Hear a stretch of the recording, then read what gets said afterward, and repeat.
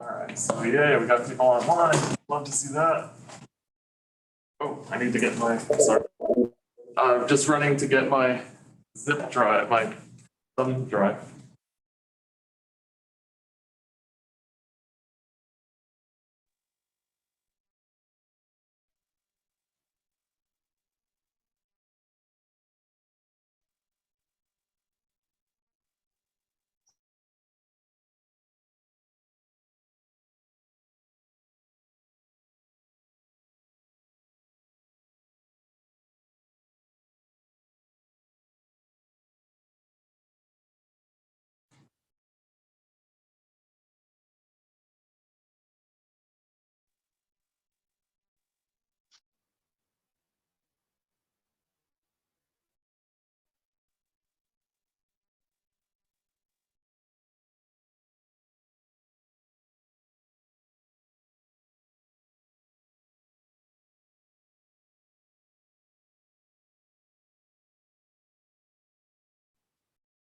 Hey. Hello, good morning, everyone. Good morning. So, the thing is like auto scan. No?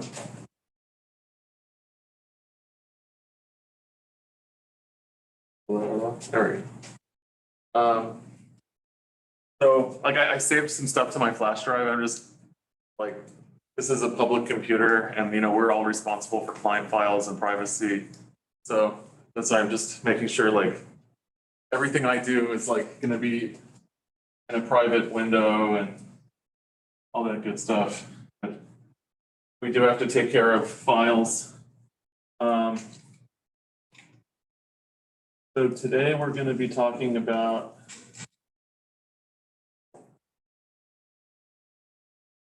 Zipforms.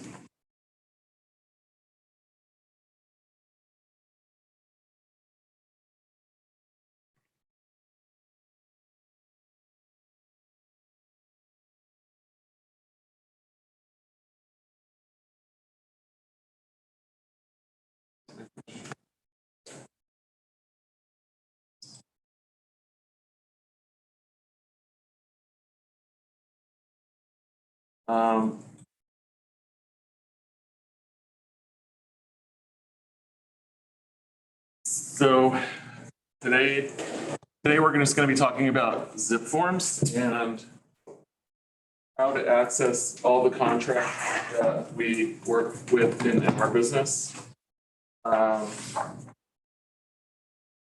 So everything used to be like, I hear from agents that have been doing this, since the 70s or 80s, that the entire purchase contract used to be on one page. Like that's the joke, that everything used to be one page. Just the purchase agreement now is 16 pages.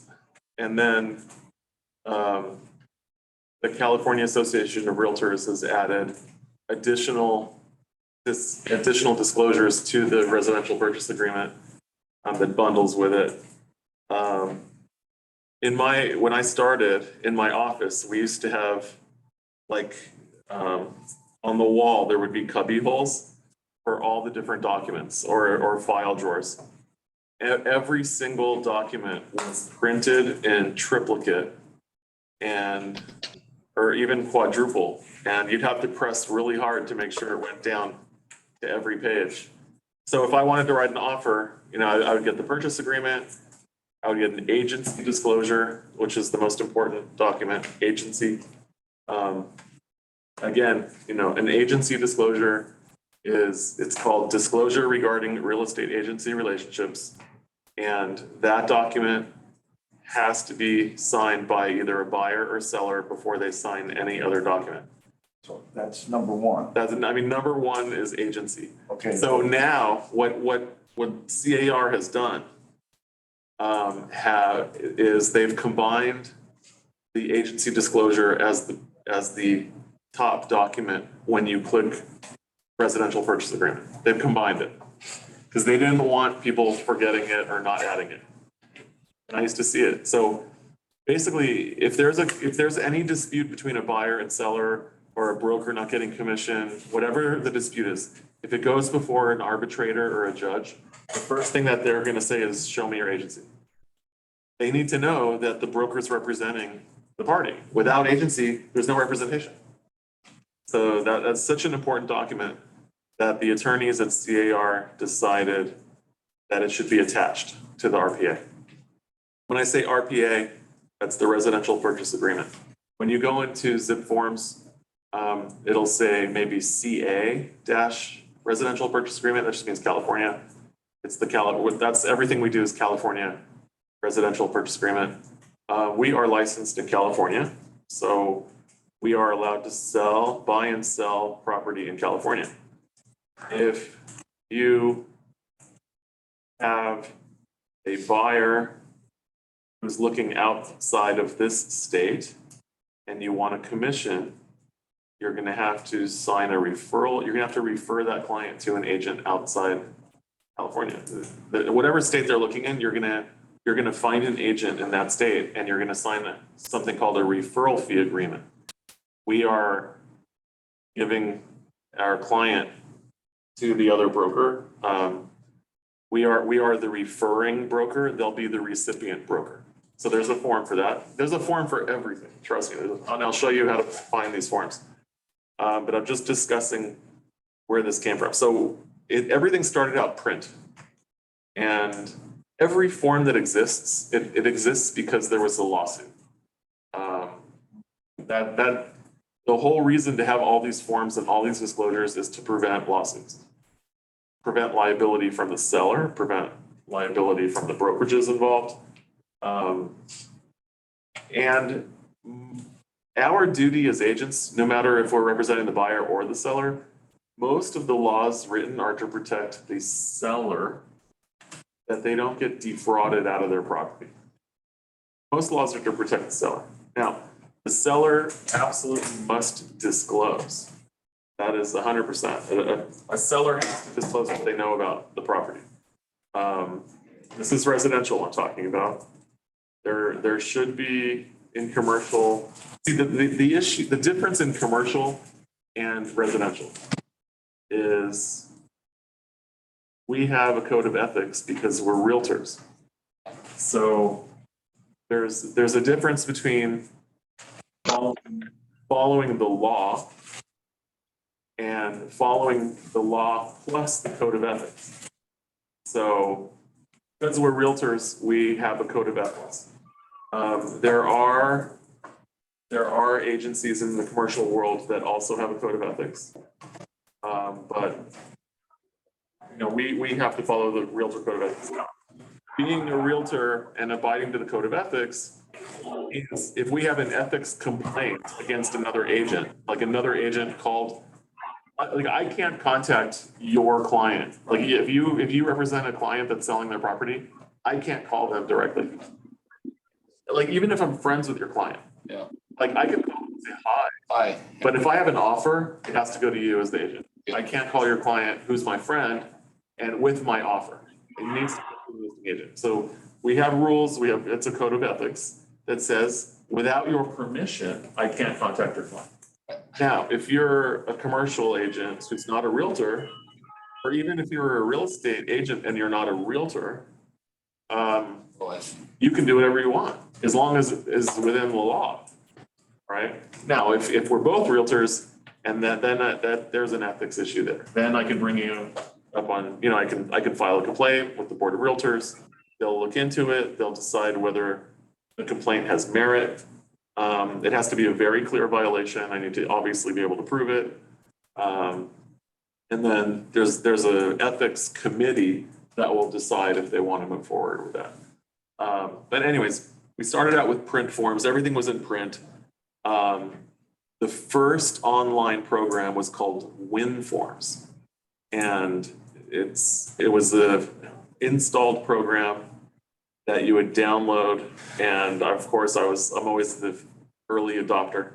I downloaded it, I was playing with it. I had agents in my office that were asking me to do offers for them that had been in the business, 30 years already, and I was a new agent, but just because I was technology driven, they're asking me to help them.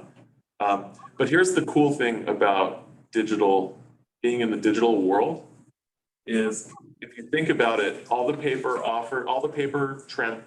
contracts, anytime there was a change, the broker had to order those papers from CAR or from the local board, and they would have to update their entire file, right? So now in the digital world, the contracts are updated literally like every week. Literally, if there's an issue, they find an issue in a contract, they can update it. The next time I log in, it'll be automatically updated. It's pretty awesome. Now, there's different ways of accessing the forms. So the way that, so now we are all in this like digital world, we're in the cloud world, right? So everything we do is online in the cloud. car.org is how we access Zipforms. It used to be called WinForms, now it's called Zipforms. So, and then it was bought by Lone Wolf. So there's a company called Lone Wolf. They have a monopoly on all the forms, I think, in the United States. But anyways, that's who operates it, but it's called Zipforms. We in California access it by logging into car.org. So that's the first thing you need to be able to do is log into car.org. Okay. Does everyone have access to car.org? You have to be an agent to have it. You have to be a realtor, obviously, because it's California Association of Realtors. Any questions online from anyone online so far? If you guys have a question online, just shout it out. Okay, so car.org. Now, you can also download the installation files. If you go, I have it in my shared resource folder, but if you want, let me see, share a screen. I want to take you guys to the right place. So, share screen.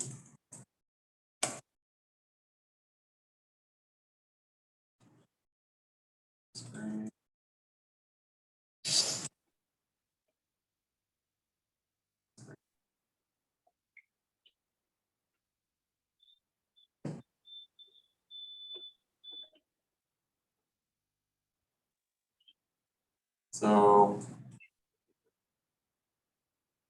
if I go to Zipforms, Zipform Plus, zipformplus.com. Okay, if I go to zipformplus.com, you guys should do this. I don't need to sign in. I need to sign in. Zipform S It's Zipform Plus. plus. I don't think I need to sign in though. I don't know why. Yeah, see, this is actually making me sign in through CAR, and I didn't want to do that. I thought I saw earlier. I thought I saw earlier on Zipform Plus. Can anyone find? There is a, maybe it's Lone Wolf. Maybe I went to Lone Wolf.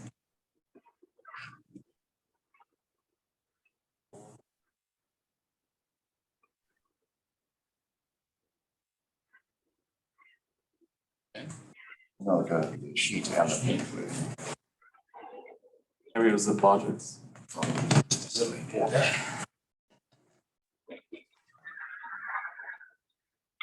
Okay, if you go to ziplogics.com, Ziplogics, Ziplogix, ziplogics.com, and go to products, and then Zipform. So we want to go here. If you go to ziplogics.com, LOGIS. ZIPLOGIX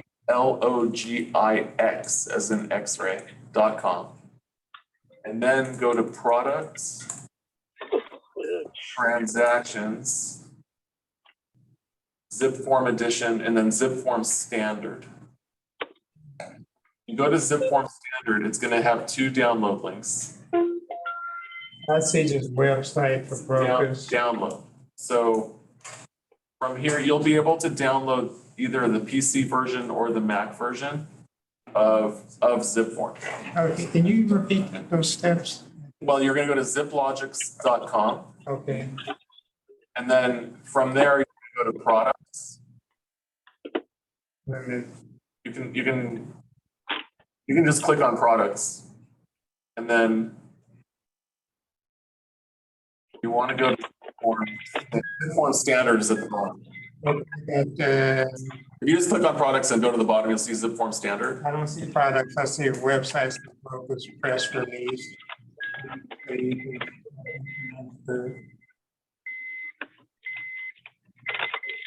The best way to do it is just go to ziplogics.com, go to products, And products, and then the second one down is transaction Zipform edition, and go to Zipform standard. Oh, you have to go to the blue part that says menu. There's a drop down that'll have the products on it. Oh, okay. Yeah, we don't have the same. That's okay.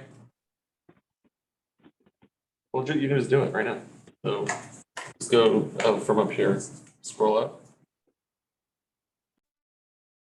No? Or just, okay, let's go here, products.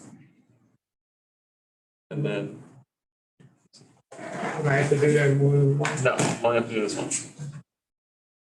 So products, and then we're gonna go down to, I don't know why you have a different screen. Yeah, it seems to be punching out of, Is anyone else having the same screen? Yeah, I have the same one that he does. Okay, so from products, you go down to Zipform standard. Okay, I go to the arrow, the down arrow, but then it changes to an X. you know what? Let me, I'll click it soon. You have to click. Oh, shit. I don't know, some people are having issues with the Okay. navigation banner. Can go down? Yeah. So if you go to ziplogics.com/ZF standard, that should take you to the download page. Very good. Okay, now. ZF standard. Yeah, let's just go ziplogics.com, and then we'll go ziplogics.com / was it ZP or ZF? Standard. Yeah. Zipform, it's ZF standard. Then you have a download link. I don't know why it's taking this there. So we're gonna download for Mac. So basically what this will do is this will download the desktop software, perfect. This will download the desktop software and you're not relying on the cloud. Okay, what do we do if we lose internet? We have to write an offer. Your internet never goes down ever, ever, ever until you have to write an offer. Okay, I'm just saying, like, you need to have a backup solution in case the internet goes down. So how do I get back to this when I, So once you install this, there'll be a program on your computer called Zipforms. okay, so it'll be down here somewhere? It'll be exactly. Yeah, you can Yeah, ask. yeah. So no, I haven't installed it yet, but Oh, we okay. can do that. So Logic is here, it's been, Ziplogics. Oh, so you're accessing right now through CAR. oh, yeah. I'm just showing you how to download the program to install it. Oh, So you have the software on your computer. Okay, so, Now, once you download and install it, then you're gonna go into settings to activate it. Okay, now, Okay. you say this hasn't been installed. It hasn't been installed. I haven't downloaded and installed it. I'm just showing you it's there. We can do it. I don't know if we want to take up class time individually doing it. This is where you would download and install. So from there, at the very top, you have a tools tab, and then you have options. In the options tab, you can set up DocuSign, you can put your account information in. You're basically going to use your CAR login to get, once you have your CAR login, you're gonna tell it that. So what really happens in the back end is every time you log into this, it's going to check the cloud, and then it's going to download anything that you did in the cloud. It'll download it, everything will be in sync. So whatever you work on the local version on your computer, when you press save, it uploads it to the cloud.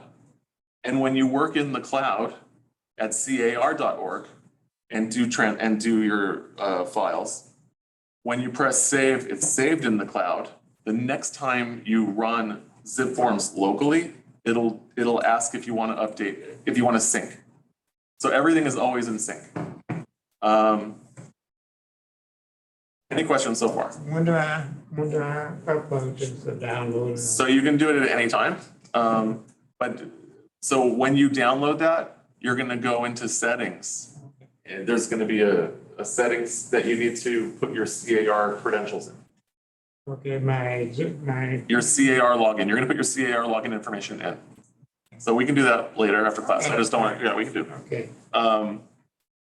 All right, so now just showing you that there is a software version, because I don't want you guys to fully rely on the cloud.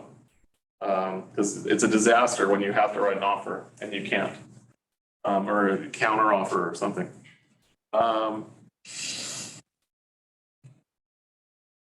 Okay, so the thing I really like about the desktop version is that you can see the forms that are, you can see all the forms that are offered by CAR.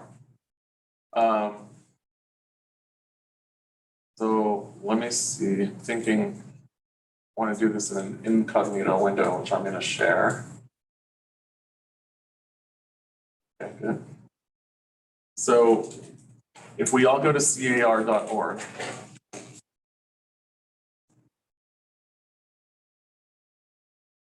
so again, anyone, you have to be set up with CAR. You have to be a realtor and to access this. If you're logged, you can press login, or you can go right here to where it says access Realtor secure transactions. This is where you want to go to access the Zipforms. I don't know why they make it so complicated to get to. There should really be a direct link, just says access Zipforms, but you're going to click on transactions, and then you need to scroll down again to this transactions. Zipform edition. Right. Lone Wolf transactions, Zipform edition. I don't know why they make it so hard to get to. Yeah, I Like, know you have to click on transactions, then you have to click another transactions. So, but this is how we get to it. I click continues, brownish button. You want to click on, yes, now you're here, you're going to click continue. Yes, so once you're logged in, you can click continue. Okay. I'm going to log in myself in my private window. Let's see. AR.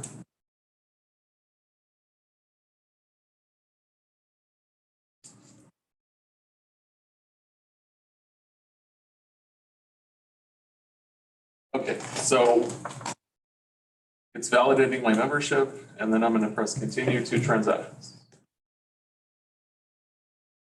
Any questions online from anyone? Okay, you guys it should take you to this dashboard. Oh, I got something control the time you have to.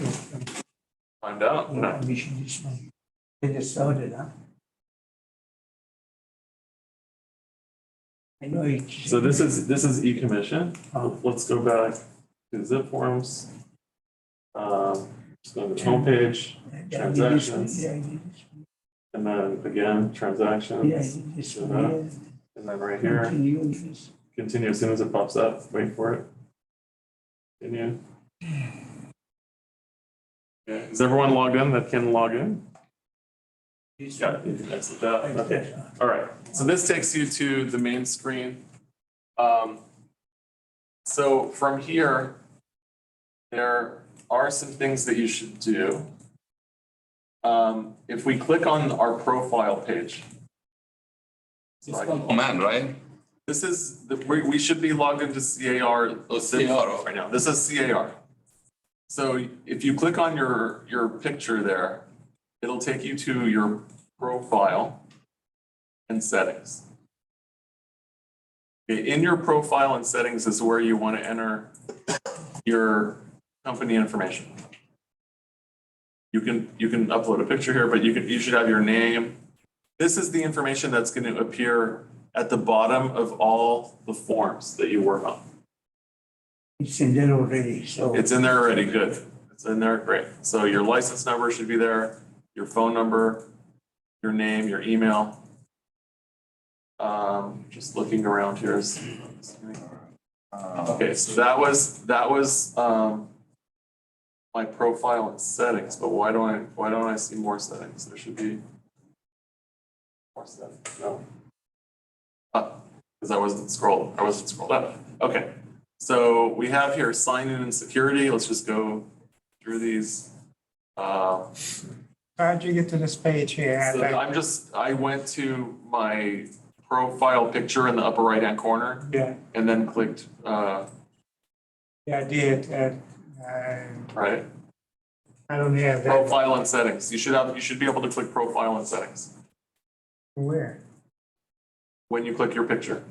I see my name. It's not even my full name, but If you click it, you should get a couple button options. yeah, I clicked it. The profile. My name popped up. Profile. Click profile and settings. Yes. Okay. Okay, one of the settings here is called settings, and you have e-sign options. Authentisign or digital ink is probably selected as the default. We have a free DocuSign account through Command. That DocuSign is absolutely the best digital signature. So we get for free, it's a $240 per year subscription, and we get it through our office. So the way that we sign up for DocuSign is by going to, I want to do it. Okay, so if we log into command.kw.com.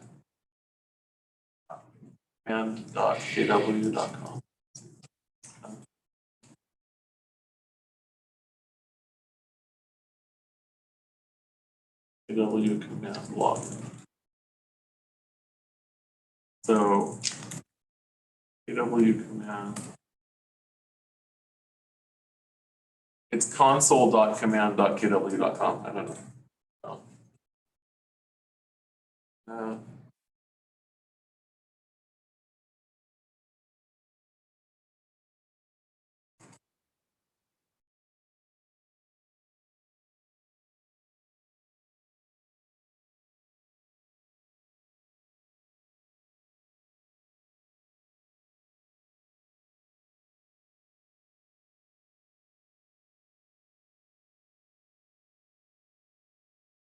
Amazing.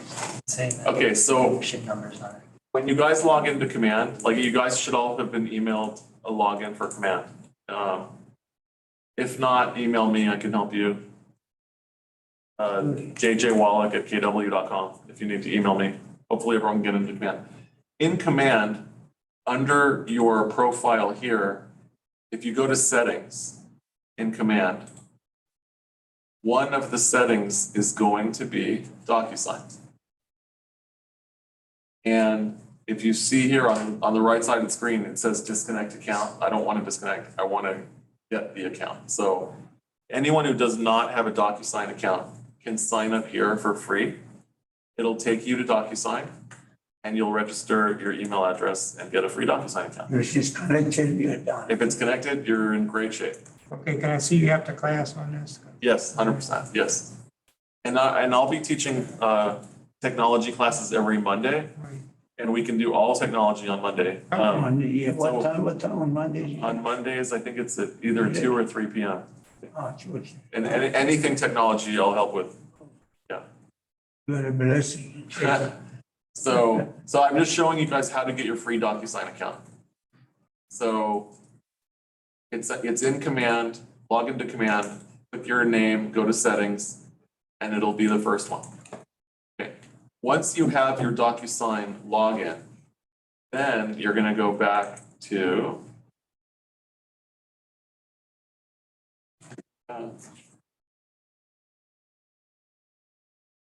then you're gonna go back into your CAR profile, right? Profiles and settings with CAR. You'll go to settings, and here you're gonna change to DocuSign. And then it's gonna ask you for your DocuSign login information. One of the things that is here, so I'm gonna leave the DocuSign, but I just wanna show you on the AuthentiSign, there's a time zone here. Make sure you set that to Pacific time zone. Just set these all to Pacific, just in case. Pacific. I'm gonna leave it on DocuSign because that's what I use. But if you don't have that set to Pacific, the date and time is gonna be really wacky when you get your document signed. We need to have accurate dates. So that's really the most important thing here as far as the settings, because we want to use DocuSign. It's just the best. And I'll show you why. We have ways to manipulate how we send our files and things we can do with DocuSign. It's really advanced stuff, so it's good. Notification settings, let's see, save this. Email notification, hopefully it's on. So you still in command, huh? Right now I'm CAR. CR? Yeah, right now I'm in CAR. Okay, so I'm gonna go back to the dashboard and go to transactions.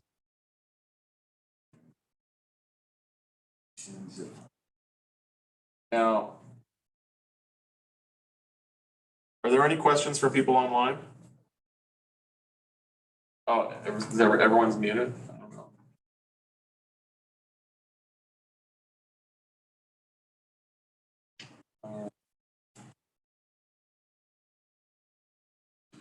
Can anyone speak online so I can see? Yeah, we're good. I'm good right now. Thank you. So does anyone have any questions online? Not so far. Okay. So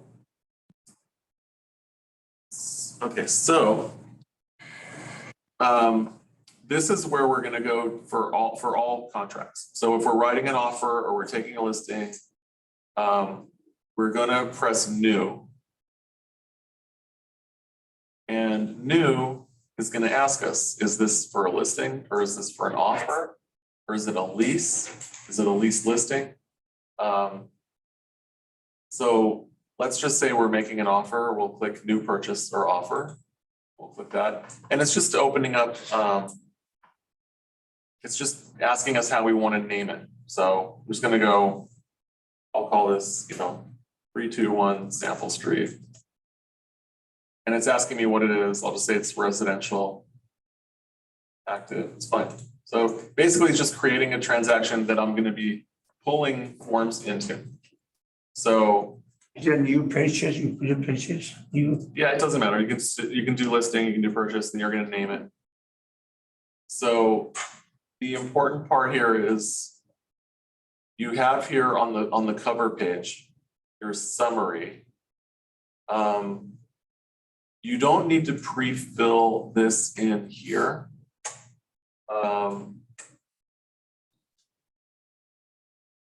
But there is one of the, if you go to all forms here on the right, upper right-hand corner, you can click on all forms and it will give you all the forms here. So this is the most important place in this whole program it's gonna be your form libraries right here, where it says all forms. So from here, there's a search bar and you can search for any kind of form. If you're wondering like what form you should be using for something, that search tool is really convenient. Let's say you want to make a referral. You would just type referral and it'll say referral fee agreement. Let's say you want to make a purchase agreement and you're not sure which purchase agreement to use. You can type purchase and it's going to give you a list of all these different purchase agreements. So here we have the California Residential Purchase Agreement, already built subdivision purchase agreement. There's a business purchase agreement. We don't do business purchases. We sell property. We don't sell businesses in our office. There are commercial agents that specialize in businesses, but those are called business opportunities. That's not our business. We don't do that. Again, here's the California Residential Purchase Agreement. It's the same exact file as this one up here. The only difference is this one has a period in the front because they wanted it to be the top document. Which one? On the top, you have California residential purchase. Right. So these are the same California Residential Purchase Agreement and this California Residential Purchase Agreement. They're identical. The reason that this one exists up here with the dot in front of it is because CAR wanted it to be one of the top files that you see. Oh, So if I just click off of the search bar, it'll show me everything. The residential purchase agreement is the first document out of everything because it has that period. The cover sheet has a period and the residential listing agreement has a period. So they just did that on purpose. So those documents are at the top. So they're indexed. That's how they're indexed, or alphabetically indexed. But really everything is here. If you're taking a listing, you can just type listing. And these are all the different listings: residential listing agreement, cancellation of listing. Here's commercial and residential income listing. If you are going to be listing a multifamily property or commercial property, that's the listing agreement to use. If you're taking a lease listing, so this would be the one you're using. This is an interesting document. It's called modification of listing. If you are changing your listing price or you're extending your listing, like let's say you signed a 90-day listing, it's about to expire and you want to extend it, this is going to be the form that gets signed. Any kind of price change, this is it. So we, as a listing broker, we have a document called the listing agreement signed with the seller. Anything that changes with that agreement, this is the form, modification. There's a probate listing agreement. Probate means somebody died and there was no trust. So if a property is not held in trust, it will go through probate. Even if there's a will, there has to be a trust in order to avoid probate. why there are so many amendments to existing agreement? Is for 1, 2, Amendments? 3, 4. Are you looking at amendments? Yeah, I'm looking at So let me see. 5 of them. So let me see what you're looking at now. So there's amendment of existing agreement terms. What's the difference between? So let's see what that is. So just by clicking it, I'm adding it. Buyer amendment to escrow instructions, extension of time amendment. So the document that I was talking about before called modification of terms. Yeah. Modification of terms is used between Oh, the listing broker and the seller. If you need to ask for more time from the listing agent, let's say your buyer needs more time on their loan and you want to request additional time for the lender, this is the one that you'd use, extension of time amendment. It used to be called extension of time addendum. They changed the name. But the reason that you have 1, 2, 3, 4, 5, 6 is so if you're making different requests, they will still all log in. Because what would happen is if you only had this form once, you would change it and it would overwrite the previous form. You would no longer have that previous form. So they just added multiples just so you have them all in You your. just have to click on each of them and read, see which one you want, not. Yeah, so what I do, because I'm crazy like that, you know, I go, basically what I do personally, I look at all these forms and I read through them I see. just to see what exists. I read literally the names of the forms. This gets me so familiar with real estate and just knowing the names of the forms, I know that there's a form for it. And it registers in my brain and I remember, oh, you know what, there is a form for that. But anything that I'm interested in reading about, all I do is I click it and it adds it to my transaction. Additional agent acknowledgement, boom, adds it to my transaction. Once it's here, I can research it and I can read it. Agent visual inspection disclosure. You know, anything, buyer, here's an interesting one, buyer material issues. So. Hi, JJ, it's Glenn. Should we download all these forms? No, you do not need to download any of the forms. They're all Okay. here. They're all already here. So Okay, when you install the Zipform program on your computer, it will download all the current forms to your computer. So you won't need to go online. okay. I think my computer looks a little different from you because I'm running a PC. So I just wanted to clarify. So your PC, are you accessing CAR online right now? Well, I'm on the zip form part where Oh. you are. It just looks very different. You're on Zipform online? Yes. It looks very different. I'm curious what's different. Do you have the form libraries on your right side? I do, but you know what it's asking me is to add the forms. So the way that I accessed this was by clicking that little arrow in the upper right hand, Oh, and that okay, brought the tab over. gotcha. Yeah, there's another way to get forms. It's by clicking Add Doc. So there's an Add Doc tab. Yeah, I think that's where I was. So that'll ask you can browse for a document, but that's going to look on your computer. So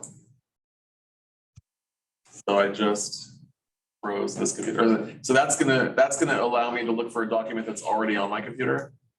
And then add doc. So I can add form. That'll bring up that tab that I just opened. Right. I can get a form out of my Google Drive, my Dropbox, my OneDrive.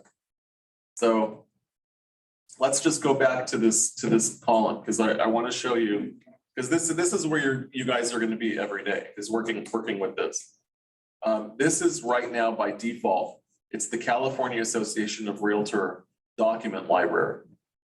If you click on that arrow, you can search all the libraries. I wouldn't recommend doing that because it'll pull San Francisco. You know, it depends, what you have in your file, but there are letters here, CAR sample letters. So you guys can review these on your own time. Just look at the CAR sample letter library. There's some great letters in here. If you have a client that doesn't listen to anything that you say, and you're really worried about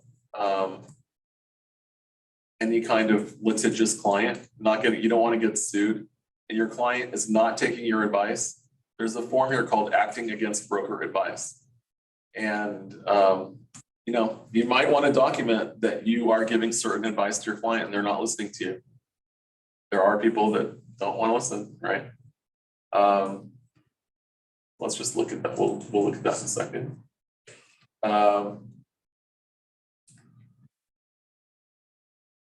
Demand seller to close, demand seller to perform, demand for full commission. That's interesting. Demand that seller vacate. Oh, there you go. So what do you do when a seller doesn't move out past the closing date? Like, you can call the sheriff and have him removed, or you can just send him this demand letter, I guess. Sheriff is not gonna remove them. The sheriff will remove them because they're trespassing. They're not tenants. They are, Well, how do you prove that? because you have a purchase contract with the close of escrow date. With them? Oh, You have a contract that says they need to, that you're buying a vacant property. The sheriff doesn't say, oh, you gotta go to court? No, this they're is not, trespassing. they're not tenants. They're already trespassers. they removed them? Is that- They're is that an attorney or The anything? sheriff will wait while they They get all their stuff out. But that doesn't work in case you have a tenant who doesn't This is move. not a tenant. That's not We're a not talking tenant. about a tenant. Oh, I'm sorry. We're talking about a seller Well, who yeah, refuses to sheriff- the leave. sheriff can remove it. That's trespassing.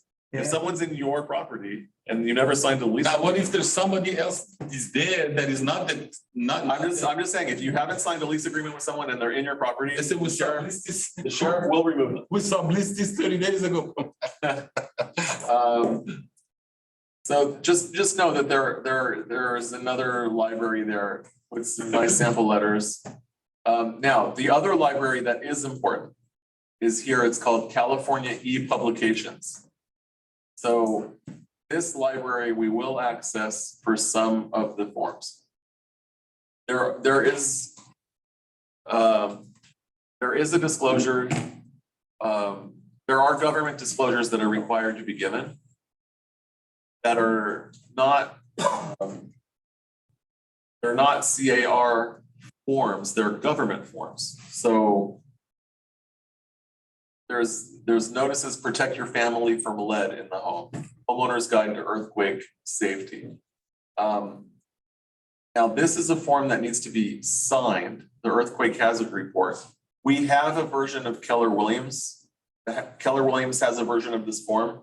It's the same exact form in our Keller Williams library.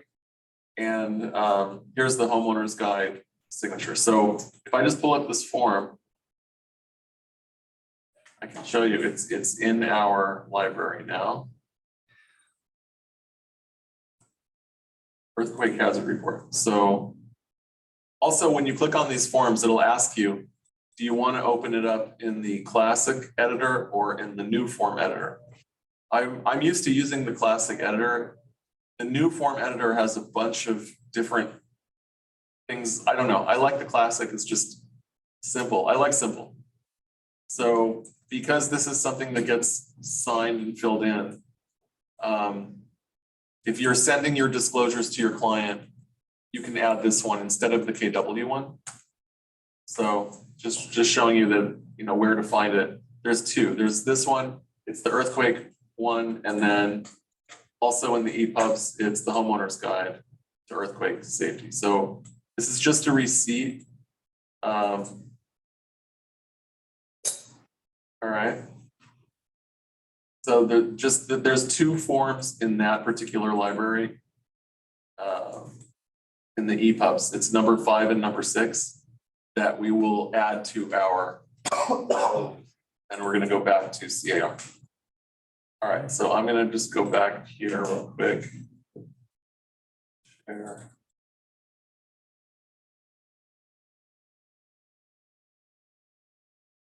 Share that. Back to the camera. All right. Now there is a shared Google Drive for everyone at KW. Like you should be able to access the shared drive. I also have my own shared drive that I share with everyone. And one of the folders in that shared drive is called checklists and disclosures. This is a checklist that is used for residential transactions. Can you give us a link, JJ, to the? So do you have access to the Google Drive for Keller Williams? I don't know if. It should be shared with you. So when you get those daily emails, Oh, okay, daily email. when you get the daily email from the office, one of the links on there should be the KW. Oh, okay. I think if you go to kwbhvirtual.com, Yes. there should be a link from KWBH Virtual Okay. to resources. We can look. So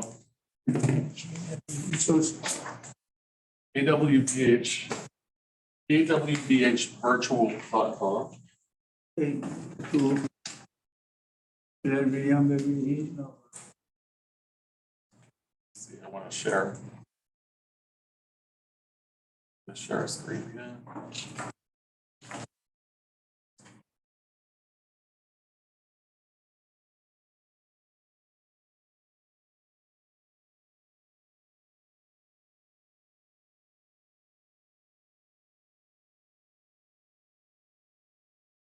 Okay, from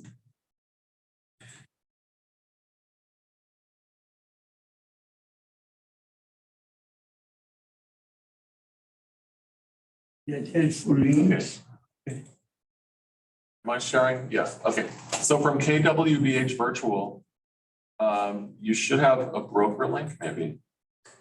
Resources, broker resources, view documents. Oh, it's gonna take you to your Facebook page. But if you go to There helpful is- links, There is a Google Drive. Yeah, for like the checklist. Or there is a Google Drive for checklists. So if you go to the helpful links, there's gonna be a section for approved logos, checklists and disclosures. Yeah. And I found that. Okay, so here, this is a folder that I'm sharing with everyone. So this is my agent resource folder. If you want access to this, just email me. At JJ Wallack. Already emailed that. If you have access to this, so I'm constantly gonna be updating this folder. Can everyone see that online?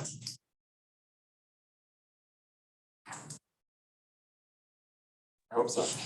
No, I see Facebook. You see Facebook, do you Yeah, we see Facebook. you don't see, you I don't see see, a Facebook login, email or phone password. okay, so I wanna share my screen. It's not. Here we go. You see that? So this is the Yeah. folder, this is the folder that I'm sharing with everyone. Just email me if you want access. My email is JJ Wallack. It's JJWALLACK.com. JJWALLACK.com. Oh, I'm sorry, JJWallack@KW.com. JJWallack@KW. Now, This is on the folder? this is my folder. This is mine. I'm sharing this with you. You have to email me for access to this. Okay. I have Let's have your email again. JJWALLACK@KW.com. so what is the name? JJ, I've already. Wallack is last. WALLACK LL, ACK. @KW.com. What's the name of this folder again? This is just my folder. Just email me and say access to your resource folder, please. And I'll send you an invite. Fantastic. So in this folder, I have CAR disclosures. This is just a disclosure checklist. I mean, you guys will be able to browse this, but I'm gonna be uploading contracts. So right now I have a buyer representation contract. I have a how to write a purchase agreement. There will be listing stuff in there. I have different home warranty companies. You're gonna upload it in our file if you email it. I'm gonna share this folder with you guys. So here we have the Keller Williams Beverly Hills disclosures. They're all here for you. Here are the Keller Williams Beverly Hills transaction checklists. So I have commercial and residential checklists. Oh, that's good. Okay, so they're all here. This is the one that we're talking about right now. It's the residential. There's also ones for 4 units or less and 5 units or more. So just regarding 4 units or less or 5 units or more.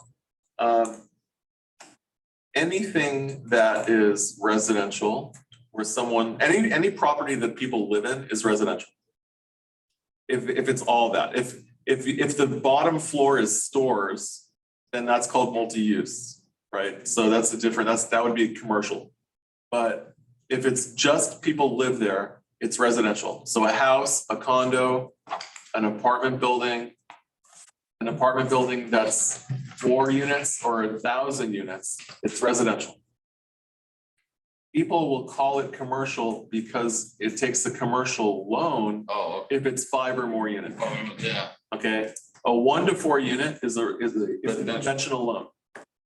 You can go to Chase, Wells Fargo, Yeah. Citibank, any bank that does home loans will loan on 1 to 4 units.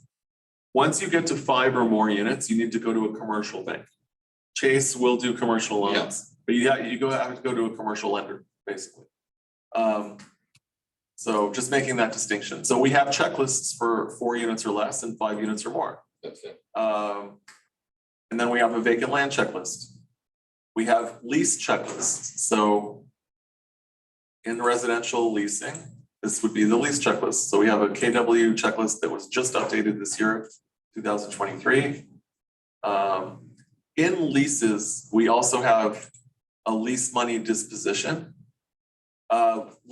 Let's talk about leases real quick, just because we're talking about leases. So we are not in the collections game. We don't have a collections department in our office. Other brokers don't have a collections department. And the reason I'm saying that is because we don't chase landlords for commissions. If the landlord received the security deposit and first month rent from the tenant, if they received all the money from the tenant, we would have to chase the landlord to get our commission. Right? Can you imagine?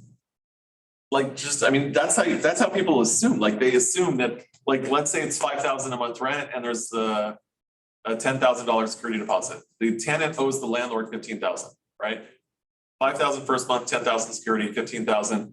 The tenant's gonna write a check to the landlord for $15,000. No, the landlord is not gonna write a check for $15,000. The landlord is gonna write a check for $15,000 minus the commissions. So if the commissions on the deal for both agents were, say, let's just say $2,000, there's gonna be 2 or 3 checks written. So there's gonna be a check to each brokerage plus the landlord's check. We remove our commissions up front. And the way we ensure we get paid is the tenant makes all 3 checks. So here, we're gonna use this form called KW lease money disposition. Okay, The tenants make 2 checks, right? so let me share this. Message checks to the broker? I'll show you right now. I just wanted to make sure I'm sharing the right screen.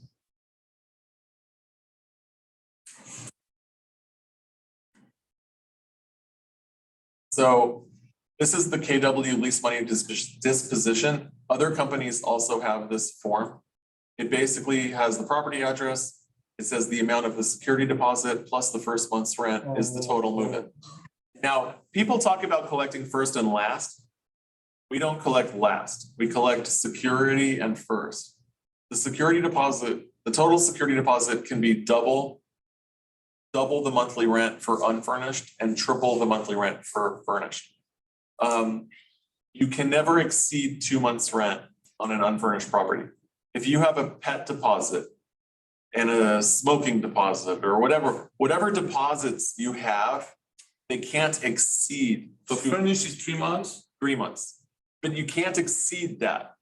So you can't have 2 months security deposit plus a pet deposit. You understand? You can't exceed it. All the deposits combined can't exceed 2 months or 3 months. 2 months for unfurnished, 3 months for furnished. Now, what this form says is, this is what's going to be the total move-in. So you would say security deposit, 10,000, first month's rent 5,000, total move-in 15,000. And then what we're going to do is we're going to calculate, if the rent is $5,000, that means that the yearly rent is 60,000. And then we're going to take 60,000 times 6%. That's going to be 3,600. Is the total commission. 6% commission on a 5,000 month rent is 3,600.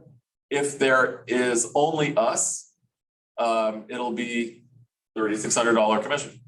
If we're splitting it with another $1,800 each. if another broker brought the tenant, then they're gonna get 1,800, we're gonna get 1,800. So 3 checks if it's another. There'll be 3 checks made by the tenant. So This will say payable to Keller Williams Beverly Hills. This one will say payable to whatever other. Whatever, and then. And the balance is due to the landlord, right? The total amount due must equal the total move-in, less the listing and selling office commission. Oh, so the landlord cannot pay? We're not relying on the No, the landlord. landlord, because then we have to run after them. We're not relying on the landlord to pay our commissions. We are having the tenant pay our commissions Really? upfront because we are not in the collections game, I see. right? We want to get paid right away. Can you imagine trying to chase a landlord to get paid? Forget about it. Forget about it. We're never gonna get paid. So this is the way we do it. So just letting you know that this form exists. That form exists here. Let's see. This is the one that you're gonna email it to us. Yeah, it'll be there for you. There's also a commercial checklist. And then what else is in here? Open house sign-in sheets. I put a bunch of different open house sign-in sheets. Rules and regulations. There's rules and regulations for CLAW for our MLS. There's Keller Williams policies and guidelines, and here's the Realtor Code of Ethics I put in there for 2023. Scripts and dialogues. This is a great one. So you guys are asking, what do I say on the phone? How do I answer these objections? Oh, Here's a scripts and dialogues folder. I have tons of scripts and dialogues, oh, tons of stuff. Okay. this is not the Keller It Williams. will take you, no. it'll take you 2 years to read all these I mean, scripts. and this is dialogues. not from the Keller Williams book, I know. There are Keller The Williams. same thing. from There's, the Keller Williams book. there's all different things, Oh. all different. All different. And then here I put the Zipform installation software for Mac and PC, if you want to download it from here. So it's there. So just letting you know that's there because the checklist is what I'm talking about. Once we get our checklist, okay. If we are I'm gonna share this screen in a second.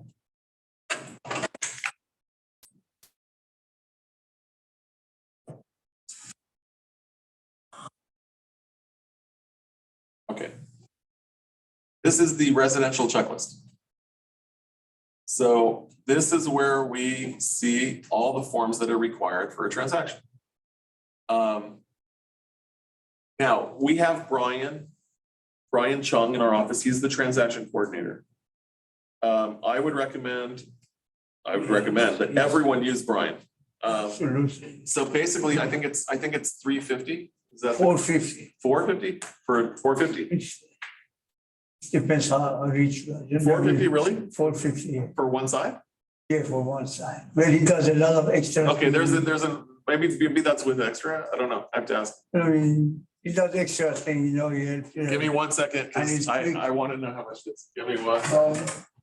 Don't cut the price. No, one second.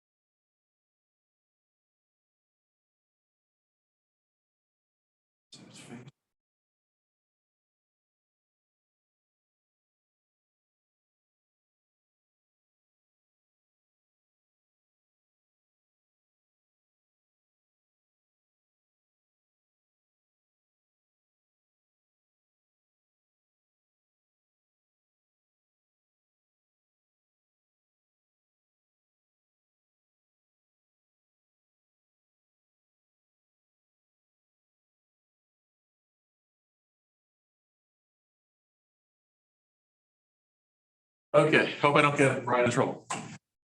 It's $400 for a transaction. So Transaction. each transaction, and then if you represent both the buyer and the seller, 500. So now this $400, it's a lot of money, but this is a lot of work. Okay, to put a file together, I'm crazy. I do my own files. I'll show you what files look like in a second. It's a lot of work to put. It's just hours. I'm a very paperwork guy, very tech. It's, it's work. So I'll show you what the work is. This is what give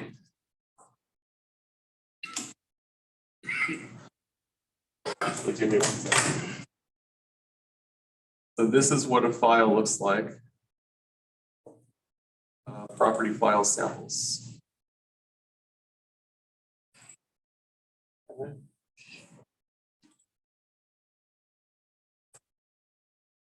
So I want to share.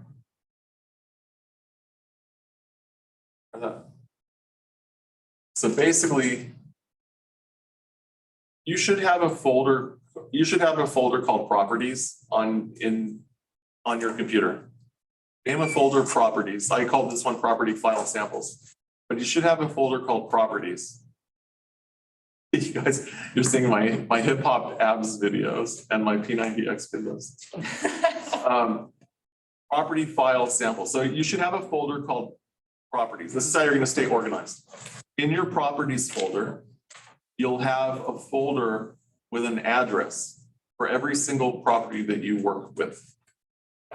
This is the only way to stay organized in this business because you're going to be working on so many different things. So you want to have a folder called properties. And then in your properties folder, every single property that you work with will have an address. Okay. Now, if you're working with a buyer that is writing offers on lots of different properties, it might be easier in your properties folder to have a name of a person. And then in his folder, you'll have addresses. Okay. But I want to show you, this is what a file looks like when it's done. Whoops. It looks like this. The reason, so every single document has a number. So the checklist that I handed out to you and that residential checklist, every single document has a number. So when we're assembling our file, we're not going to get paid our commission unless the file is complete. So this all has to get done. And then every single file needs to be uploaded to command. It's a lot of work. I'm telling you, it's a lot of work. So this is what Brian gets paid for. I don't know how he does so many of these every month. Yeah. Very quick, he It's- responds so quickly. It's amazing. Amazing. Okay, so let's just look here. So I uploaded this 00 checklist. That's the checklist that I uploaded. You can see, let me share that.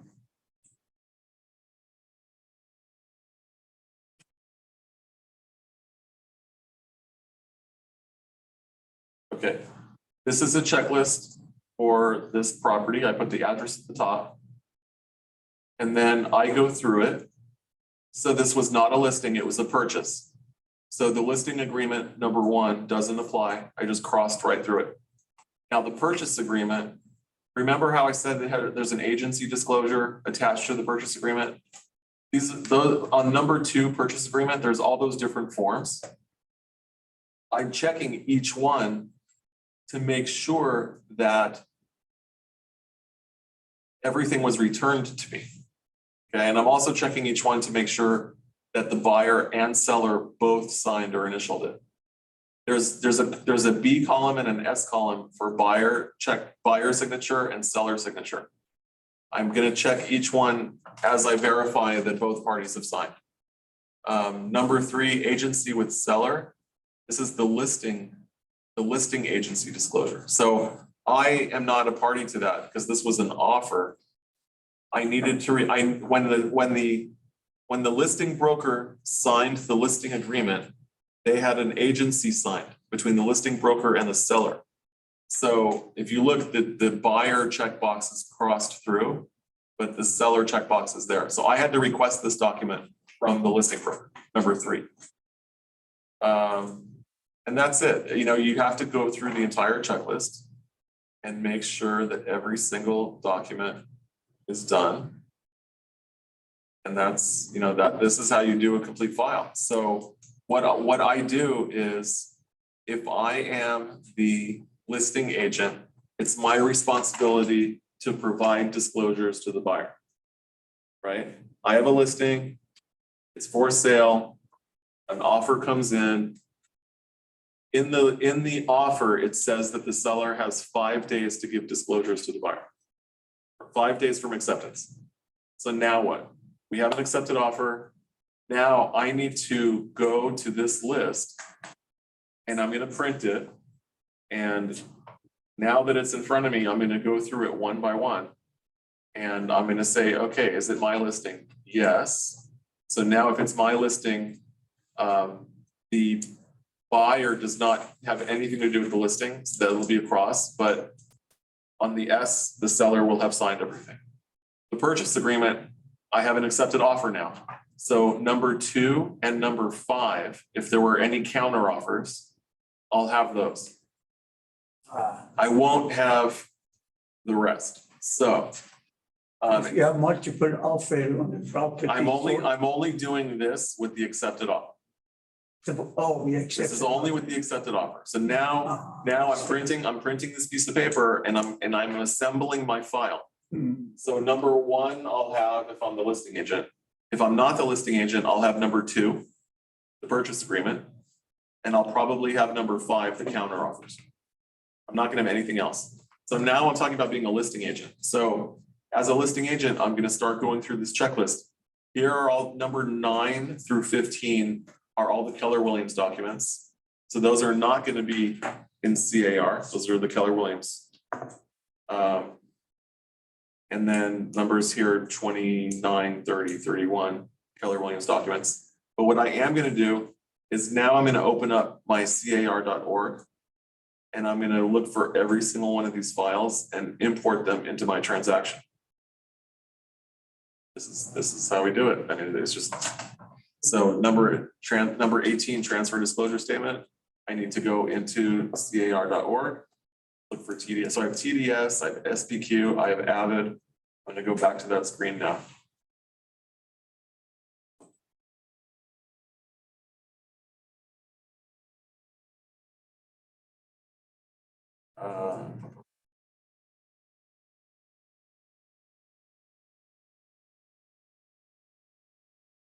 It's hard to see. Oh, what am I sharing? Am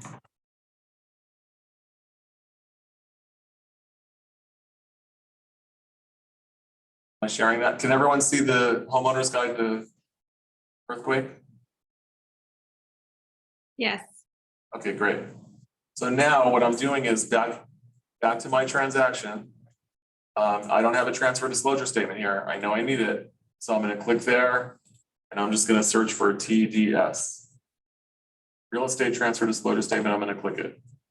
One of the items on my checklist is gonna be SPQ, the seller property questionnaire. And I'm gonna click it. It's gonna add it to my transaction. I need what else do I need? I need an MCA, I need an LPD, I need a WCMD. I'm just gonna add these things, go through the checklist, and I'm gonna add them. Once I have everything here, then I'm gonna have to get them signed. So there are 3 documents that need to get filled out by hand. The rest are boilerplate. But the real estate transfer disclosure statement, the seller property questionnaire, and this earthquake hazard report, these all need to get filled in. There are questions here. So I'm gonna, as a listing agent, I'm going to email the boilerplate forms to my client for DocuSign, but these I'm going to actually print and email them and say these need to be filled out by hand. We should never write anything on the transfer disclosure statement or the seller property questionnaire. The only place that we should be doing anything is signing here. It's the only, we should never be answering for our clients over the phone. We can't do this. Like, this should not be a phone interview where we're asking them questions and we're the one filling this out. That's a liability waiting to happen. They'll say, I never had that conversation.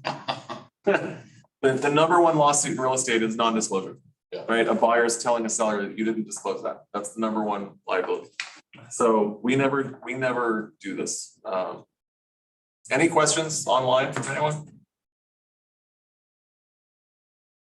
Okay, now, one of our things that we need to do as real estate agents is an Avid. So on the transfer disclosure statement, there are two boxes here. One is for the listing agent. So this is for the agent broker representing seller, and this is the agent broker obtaining the offer. If I'm the broker obtaining the offer, that means I'm the one writing, I'm writing the offer. So this would be me. That would be me. And then the listing agent would be the one filling this out. So we're both responsible for filling out an avid. I'm gonna be checking the box here, see attached agent visual inspection disclosure. So I'm not an inspector, but I am required to look at the property and make comments on it. So the avid form is not a government required form. I could just type in whatever I see in that little paragraph, but it's not enough. That little paragraph is not enough for me to type in what I see at the property.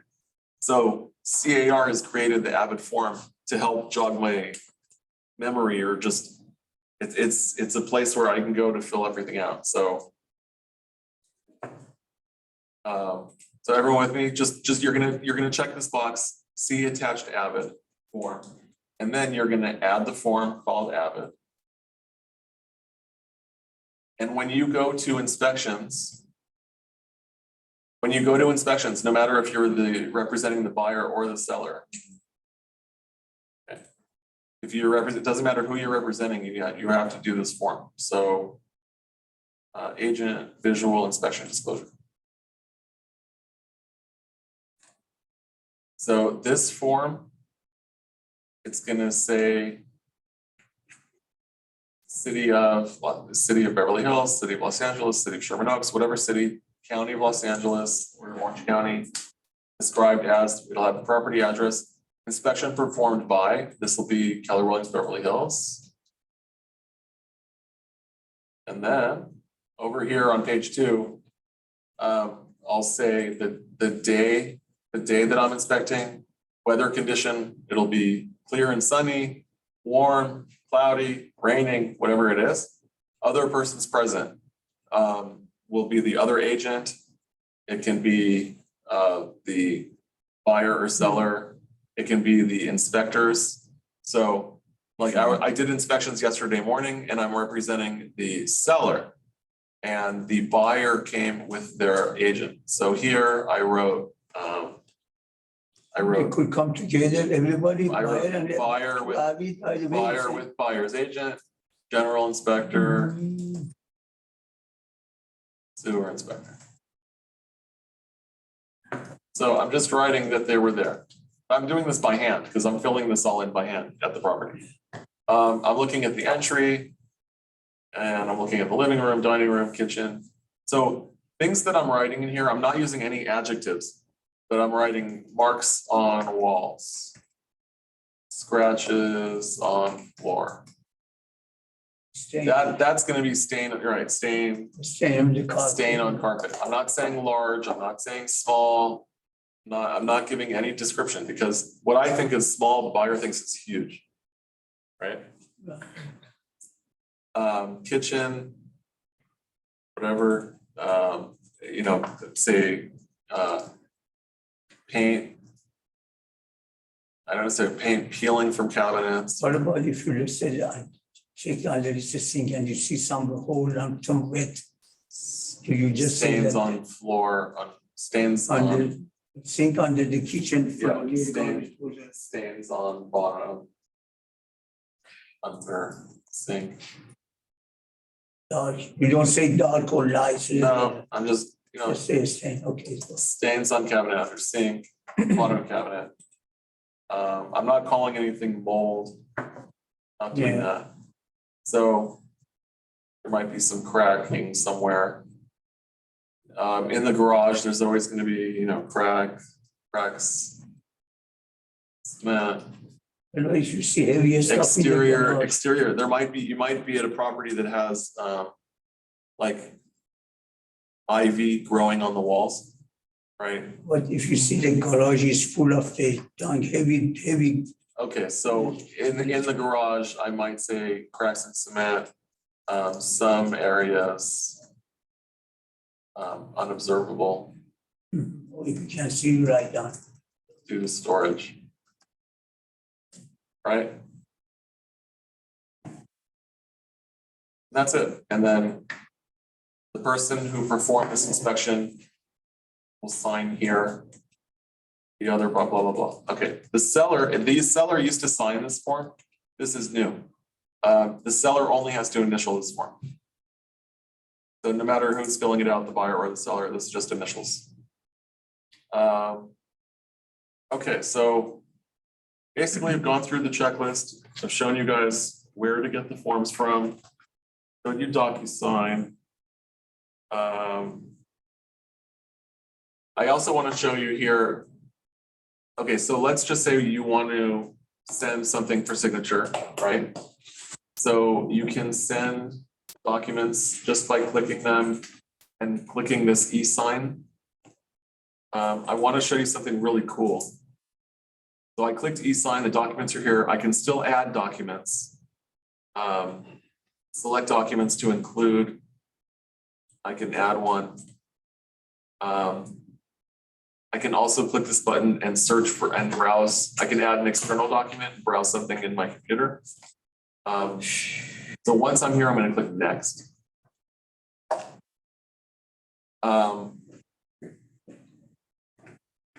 So right now, I'm the only person that has an email address. I didn't enter any other person's information, but I want to show you something really cool.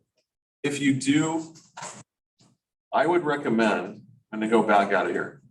I would recommend using the form called cover page. Only for cover sheet, only for limited information.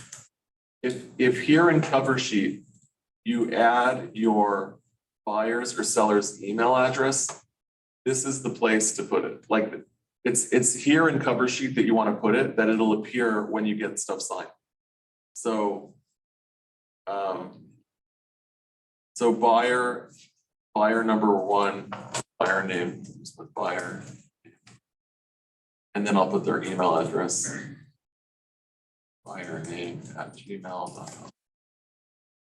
All right. So now that I've done that, they're going to be there. I'm going to say sending this for e-signature. And then next. So now I have buyer name with their email here. If you don't put it in cover page, it won't appear here. Okay. I'm selecting them. I'm selecting myself as the agent. Close. Next. Please enter a valid property address. Okay, it's getting picky with me. I'll do it just for the case of this. So now when you enter a property address here, it'll appear, it automatically populates all the other files. So I'll just call this sample street. Okay. Buyer material issues, e-sign. Who's signing it? Next. Be a buyer and himself. Close. Now here I can decide what order it's going to.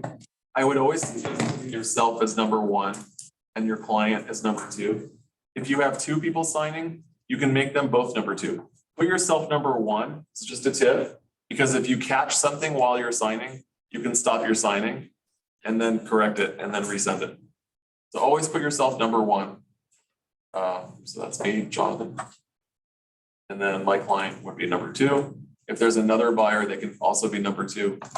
Okay, click next. Okay, right now it's uploading everything to DocuSign. It's not working here because I'm in a private. All right, I'm in a private link. But what would happen if my DocuSign was connected is in the upper left-hand corner, there's going to be a little back button. I can hit that back button and it will allow me to change the subject of the email that's being sent. I can also type, something to the client that's signing. It also gives me the option to type different emails to every single person who's a recipient. I can type a different message to each recipient, basically. But it's also a place where I can change I can change the recipient order also, so. All right, any questions on anything? Cover sheet, So you're doing most of this, what the transaction coordinator. right, so if you have Brian doing your transactions for you, you don't need to do any of the stuff. Brian will create everything and he'll also upload everything to Command for you. Like I'm gonna be showing you how to do all this stuff, Yeah, geez.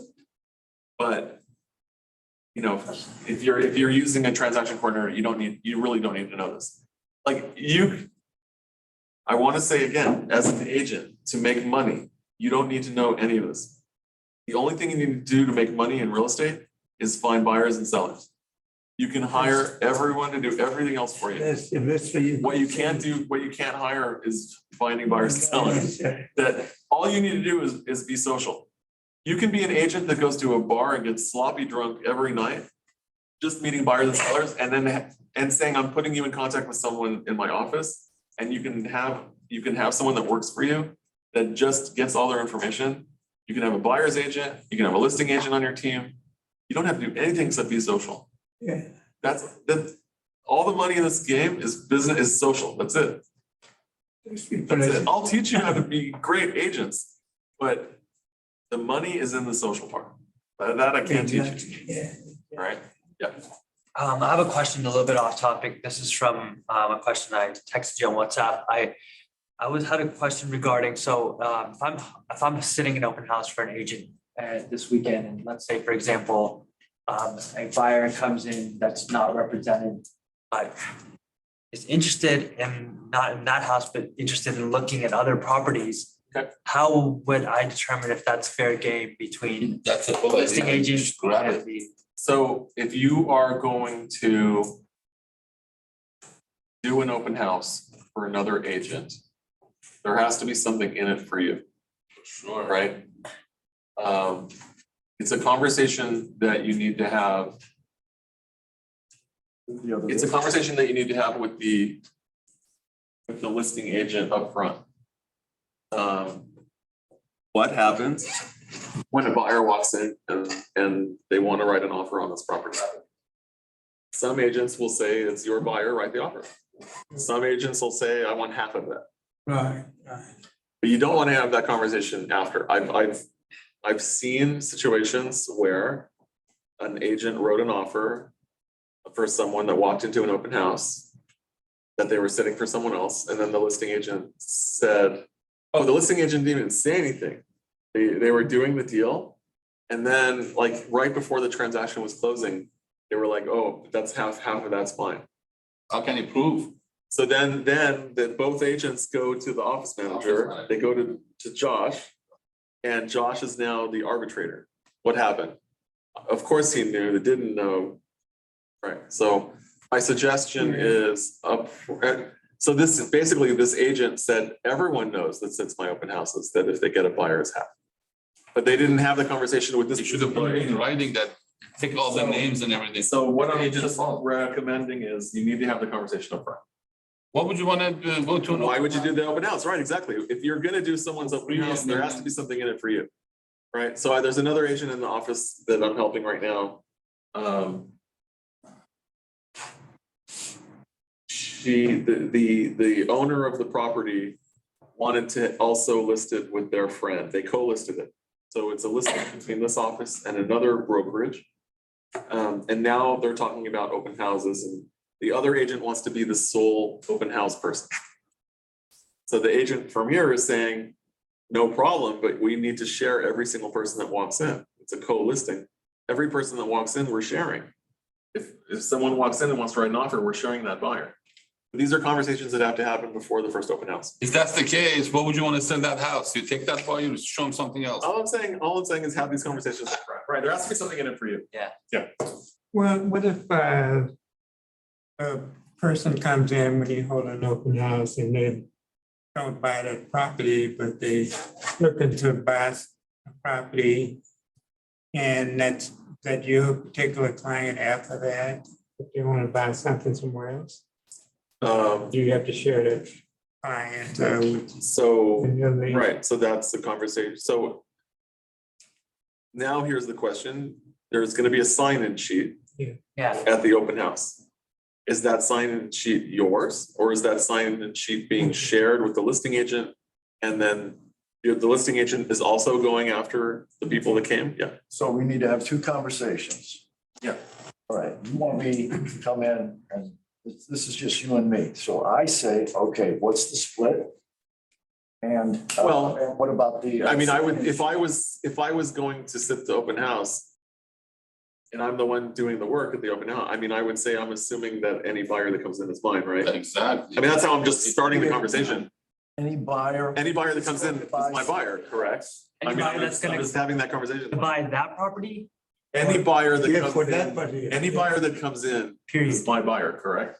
Like, that's my question to the listing agent, Oh, Yeah. interesting. Okay, good. right? Keep going. Anybody that comes in is my buyer, right? Right. Okay, that's the reason I'm doing the open house. If they give me any other answer besides yes, Yes, then I have to decide whether I want to do the open house or not. I will do the open house and just send Now, the if boys. I'm doing the open house, I'm putting out my signs. Right? Yes, Yeah. My signs that have my name all over the neighborhood. I'm printing my MLS flyers that have my, I'm not printing an agent detail, I'm printing a client detail from the MLS. If I print the agent detail, it has the listing agent's Yeah. information on it. If I print the client detail, it has my header information at the top and no listing agent information. So I'm gonna print my MLS flyers using a client detail that has my information, my business cards, my signs. I might even go as far as, well, I don't know. I've seen agents, not me. I've seen agents remove the for sale sign and put their own. I mean, it's a little extreme. You can't do it when it's a big hanging post sign. But if it's a metal stake sign, I mean, that's really crazy. I don't know if I would do that. It's crazy, but I'm for sure using my signage, my MLS printouts, my business cards. Yeah. I've seen a case where the guy, this office, years ago, the Yeah. guy came into my open house that I'm holding for him. He Yeah. keeps talking to the client, Okay. explaining to them, try to grab the client, Right. just take the listing away with him. Right, I so, said, I mean, right, so they took the listing and I said, this is mine. Unfortunately, Really, I when mean- some agents don't have business and they're Yeah. thinking how they're gonna get buyers, Right, Right. they will That's not- hang out outside your listing yes. and talk to everyone that's coming in and out Right, and try to poach clients. right. Right. I will go outside and I'll say, I don't appreciate what you're doing. Exactly. Can you? No, he came inside the house. I inside don't the- appreciate what you're doing. Can you please leave? Was a listing agent, you said. Anyone that's trying Anyone, to poach yeah. clients, I will walk up to them and I'll say, I don't Yeah, I appreciate what you're appreciate doing. it, yeah. Can you please leave? It's not ethical, yeah. And if they start a fight with me, I will start talking to other agents. And I will say, look what this guy's doing. I don't think. I will anybody get does them that, out. Yeah. Yeah. It's not right. Yeah. Ethics charges, maybe, I might threaten it. Yeah. Yeah, Yeah. I mean, he comes, I was so. If they continue to stay there and they don't leave, I will tell them I'm calling your broker right now. Okay, look, this is shark waters. We all have to be sharks. We're swimming with sharks, so we have to be a shark.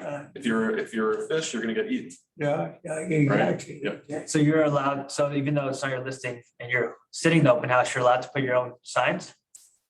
Yeah, Yeah, you. how else are they gonna get there? You have to pick them up from the listing agent? I know that the listing agent is already, I see Yeah, the they put listing. their own Oh, sign. so this is the conversation. Who's putting out the Right. signs? Right. Right? If you have your own signs. So the reason that you are doing the open house for another agent is because the other agent is lazy and doesn't want to work. Right. Right? We're busy. They love that you're putting out your signs. They don't want to wake up early and put out signs. Like if they're gonna take the time to put out their own signs, they might as well do the open house. Yeah. Right? Yeah. The reason that you're doing it is so they can sleep in, be with their family and not worry about it. And they know that their client's being serviced, right? You don't want them to do it. You're not putting out, I put my sign over here, the listing will. You want to put make my this as sign in front easy as of- possible for the listing agent. Right, I'll take care of everything. Oh, Right. and you might want to meet the listing agent at the property right. the morning of or the day before, just to go over it. And you should say, can we meet there before so I know what to lock up and, You can tell me about the property. You should know what lights to turn on and off and what to lock up. Yeah, question. I know Robert Howell, which I like a lot, he normally has his signs already there.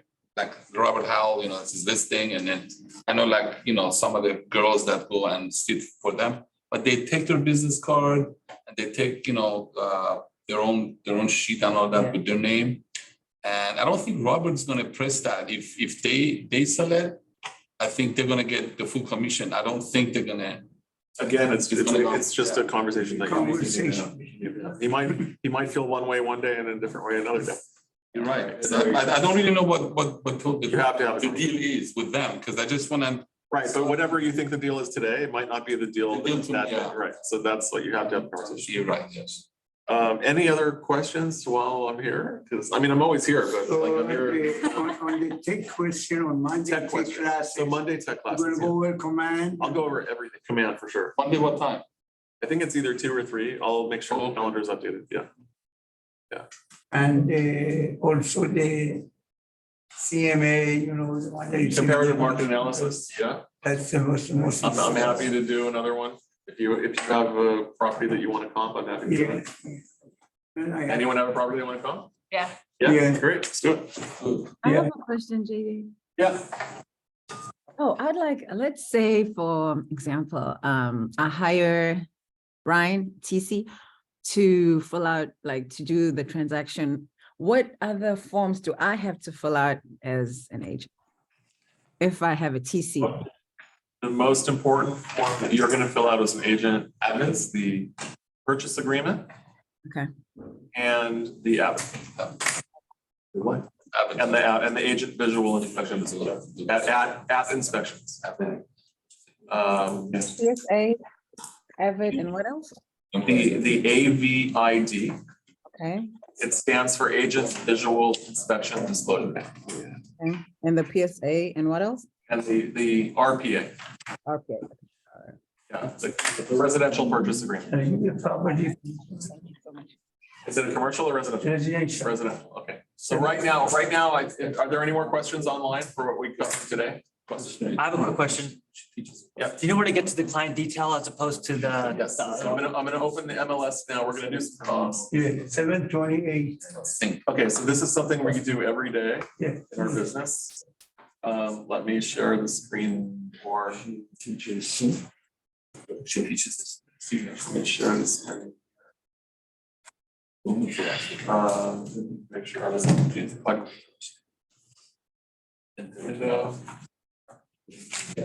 Yeah, I got less. For 17. She's gonna share the screen.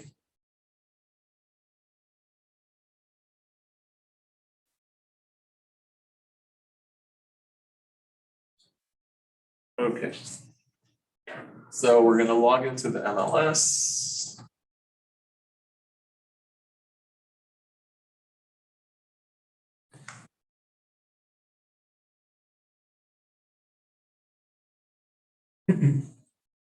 I want to just say, I always do map searches on the MLS. And you're always going to see me do map search. Yesterday, I was helping someone with comps in a little area, and we did a map search. And when we had the results, there were properties that the listing agents had used 2 different areas to advertise their listings. And if we did not do the map search, we would have missed half the comps. So just there's a reason I do map search. It's because agents list things how they want to list them. So if you do a map search, you're for sure focusing on an area. And I'll show you that right now. 6, 7.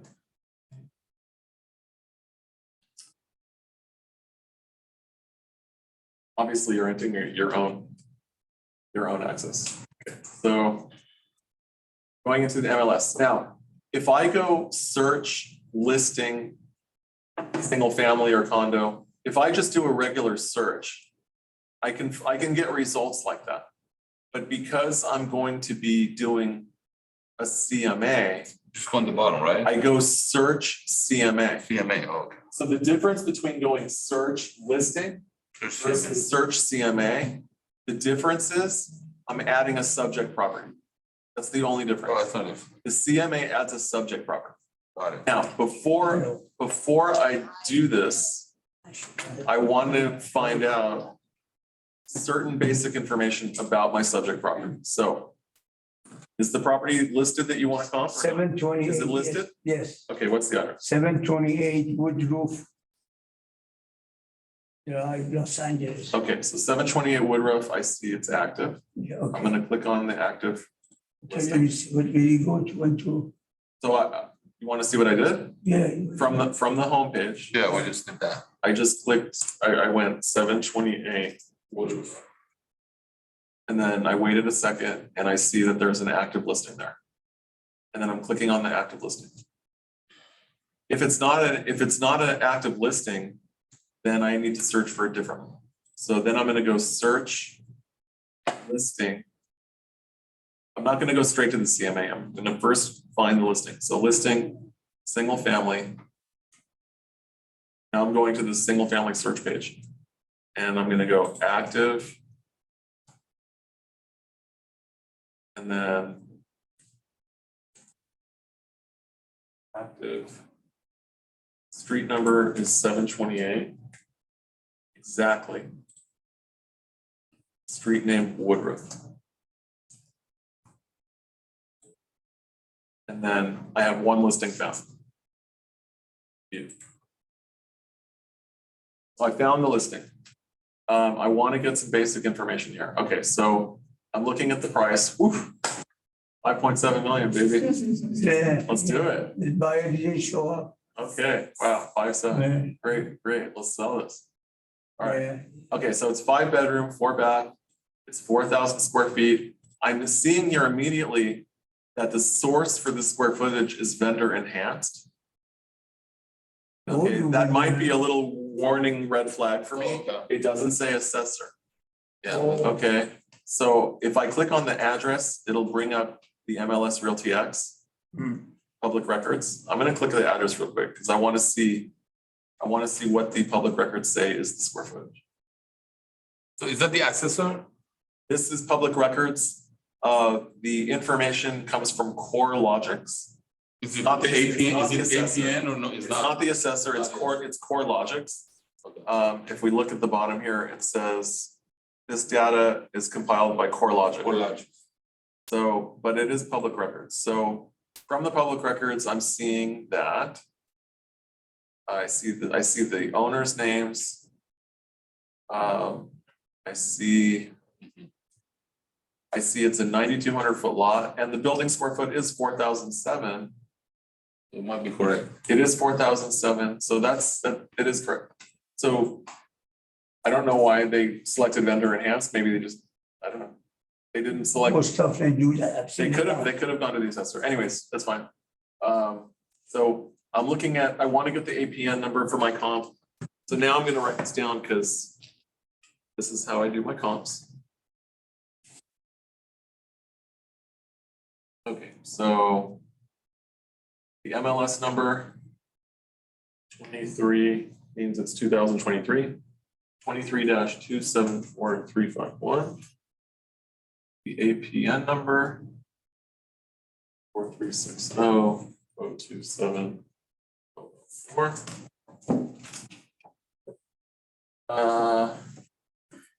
I'm also looking here at agent remarks.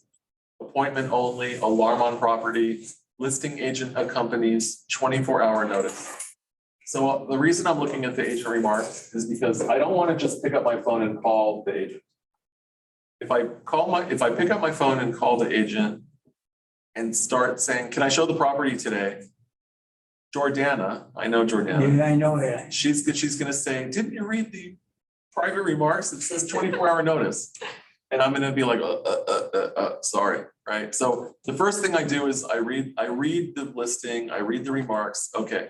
I go down to the showing info, 24-hour notice, call first, appointment only, okay. Now, if I wanna get an appointment today, It's, hi Jordana, it's JJ Wallack from Keller Williams Beverly Hills. How are you? I know your listing at Woodruff says 24-hour notice. Is it possible to get an appointment today? And she wants the name. I'm just saying, oh, she wants your name. She wants the client's name of the buyer Okay. that's coming. Don't, okay, so, You give it to her? for this okay, one? good, great question, Yeah. great question. So she wants the name of the buyer because, you know, there's a lot of different reasons she could want the name of the buyer. Jeez. I Yeah. don't think she wants the name of the buyer to go around. I don't think so. No, I don't. I don't think so. Now, don't forget, we have, if the listing doesn't sell, we need to provide a name of everyone Right, to the seller prior to the expiration right, in order to get paid on that right. Yeah. after the listing expires. So, Our listing agreement says if we provide a list to the seller of the people that came during our listing period, Commission. right? There's a number that we're gonna write in, whether it's 90 days or 180 days. If the seller accepts an offer from one of the people that we give on our list, 180 days. then we get paid. oh, She's asking for that reason. right. That's the reason she's Exactly, asking. She's- exactly, She's recording that name. right. Jordana has probably taken a lot of very high priced listings that didn't sell. Yeah. And then they were purchased by someone that she had shown it to, Right, and she wants to make sure she's getting paid. yes. That's I the I thought the main, same thing. that's the main reason. I did the same. Now, it could also be that that person has come with a different agent to the property before also. Okay, so she may also be trying to avoid a conflict of interest. Right, right. So I last year, a client, I sold a property to someone in Marina Del Rey a few years ago. They called me last year and they said they saw a property and they want me to write the offer on it. I said, this is what an amazing phone call. Someone just called me, you know, they saw a property, they want me to write the offer. I love it. Thank you. So I call the agent who's in this office. What's her name? She mentors a lot of people. Diana. Christine, I'm just drawing a blank. Rhonda. Rhonda. So Rhonda's the listing agent. Hi, Rhonda, it's JJ. My client saw your property. They want me to write an offer. Rhonda, who's your client? Blah, blah, blah. Oh my God. There's another agent that showed them the property twice already, 3 times maybe. And now that person's calling you to write the offer. I said, Rhonda, no problem. I'm stepping out. I called them back and I said, you're doing the wrong thing. I said, if you were working with someone, I can't say anyone else would have done what I'm doing, right? Right. But I said, if that agent spends so much time working with you, you really need to use them. They will use them again. He said, I don't want to. I said, Jade, I said that you really need to. That person worked really hard for you. You need to See, use that's them. nice of you to do that. I write it for you. Just don't worry about it. I take care of it. I mean. This is a very small community of agents, yeah. right? It's a very small community. Let's say I had written the offer. Rhonda, in her brain, thinks now I'm like the most ruthless person in the world. Right. She will never share anything with me. Right, Right? And everyone she comes in contact with, she will badmouth me, right. right? Like, I can't be an agent that exists in this business like that. I can't. Like, Right. I need other agents. We all need everyone to Exactly. help us Exactly. share their listings with us, right? There are so many deals that are done just by being here and hearing something from someone. No one will ever share anything with you if they think you're stealing clients, like, Yeah, exactly. right? They don't even want you doing their open house. They don't want Yeah. anything to do with you. Right. So anyways. Okay, so I got the MLS number, I got the APN number. 720 Woodruff. I'm looking at the bedrooms. It's 5-bedroom, 4-bath. 4,007 square feet, and the lot size is 9,200. Okay, I think I have what I need. I'm just checking the commission real quick. It's 2.5% to the selling office. Commission to selling office, 2.5%. Yeah, baby. This is 100. Oh, this is more than 100,000 commission. That's 125, 130,000. All right, let's sell this property. All right, now we're gonna comp it.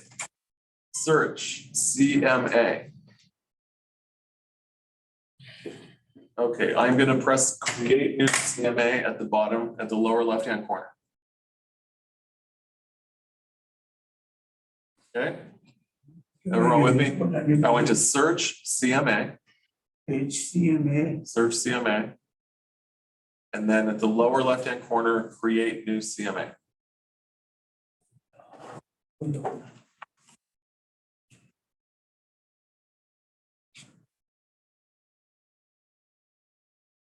And we're gonna do this for anyone that wants to write an offer.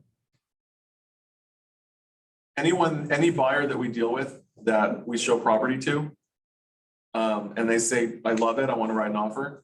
The next thing out of your mouth is, I'm gonna go back to my office and I'll call you when I'm at my desk. I'm gonna do comps and send them to you. Right? Then you're not with your buyer anymore. There's no pressure on you. You're calling me, you're saying, JJ, I need to do comps. I'll help you with this. There's no pressure. Like, we'll get the offer out ASAP. But you don't have to do this with your buyer, with them breathing down your neck, watching what you're doing. Don't worry about that. Your response to your buyer is, let me go to my office and I'm gonna send you comps. So he's basing what he's gonna write his offer based on the comps. Absolutely, That's- yeah. 100%. I mean, this is how we determine value of property by like kind. We need to find comparable properties that have recently sold to determine value. Right, yeah. Okay, so enter a name for the CMA. I'm always gonna call it by the address. So it's Woodruff, is it Avenue Drive, do you remember? 728 Woodruff Avenue. Avenue, and then a name for the client. I'm just gonna put the address also again. And then it's, We only see your list still. oh, okay, I'm sorry. That's okay. Let's see what happens. So let's see if I can.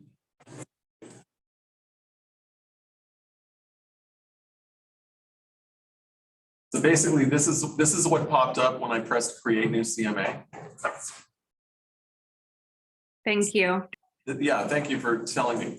So the CMA wizard is what pops up after you press create new CMA. On both sides, you put address. I put the address. Okay. It says, don't enter, it says you shouldn't enter spaces and stuff, but, okay, 728 Woodruff Avenue. And then I need to tell it what type of property it is, because I need to select comparables. So if I choose single family here, I'm only gonna be able to search single family. If I'm searching for a condo, I'm gonna have to search condos, right? Land for land. So I need like kind. So this is a house, I'm only gonna search single family. So it's single family. I'm gonna press continue. It is strongly recommended, so that's fine. Okay, now I'm gonna add the subject property. So all I did so far was name it. That's all I did so far. I just named my CMA. Now I'm gonna look up the property. So I'm gonna press go. And I can look it up by MLS number or by APN number or by address. I'm gonna look it up by MLS number because it's listed and it's current. The MLS number is 23-274-351. And I'm gonna press search. So here it is at the bottom. Now. 23-27. 4351. Now, let's say I don't use the MLS number. Let's say I search it by APN number. So I just want to show you the different things that'll pop up. 4360-027-004. Okay, if I search by APN number, look at all the different options I have. So I can see that the property was listed in 2001. It was listed twice in 2018. It was listed twice in 2019. And now it's listed in 2023. The top one is public records. So you'll always have public records because the property might never have been listed. Right? So then if the property has never been listed before, I have to select public records.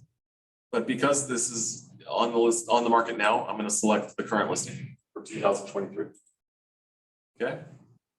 But just for the fun of it, let's search by address and see what pops up. 728 Woodruff. Los Angeles. So we have right now 7 results. Let's see what happens.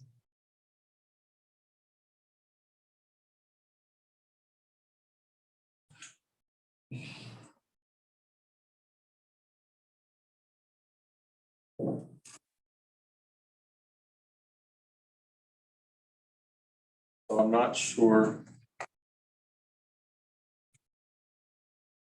Whoops, whoa. Not mean to do that.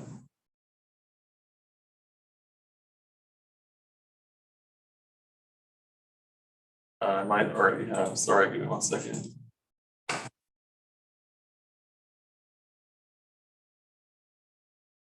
So-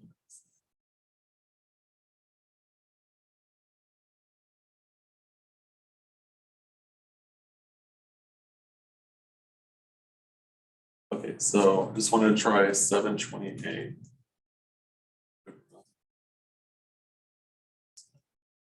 Notice how I'm not entering Avenue.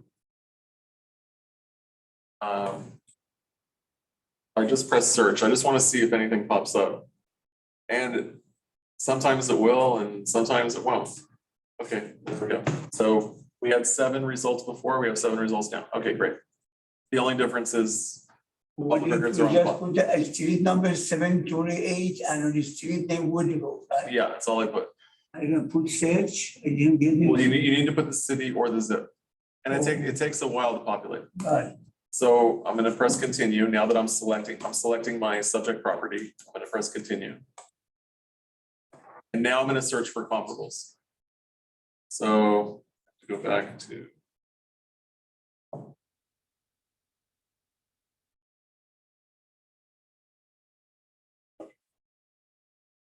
So now, remember, I'm gonna do my map search. So I wanna search for properties that have sold. And I'm gonna click that D next to sold. Click here to access sold date. So I'm gonna click that D and I'm only gonna go back 6 months. And the reason I'm only going back 6 months is because an appraiser can only go back 6 months. And I'm gonna press OK. And now I'm gonna do a map search. Okay, map search. And from here, you know, the reason that I copied down the MLS number and the APN number is because this didn't used to work. See that little red spinning circle? Let's see if anything happens. And nothing's gonna happen. So that's the reason that I copy those down. Search not found. So I'm gonna go to MLS number and search that way.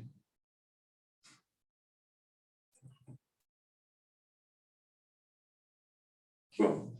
Okay, now I know that's where it is. I'm gonna zoom in. I'm gonna change my. Sorry, we're still back on the active pending expired sold. Oh, thank you. Uh, Thank you, thank you.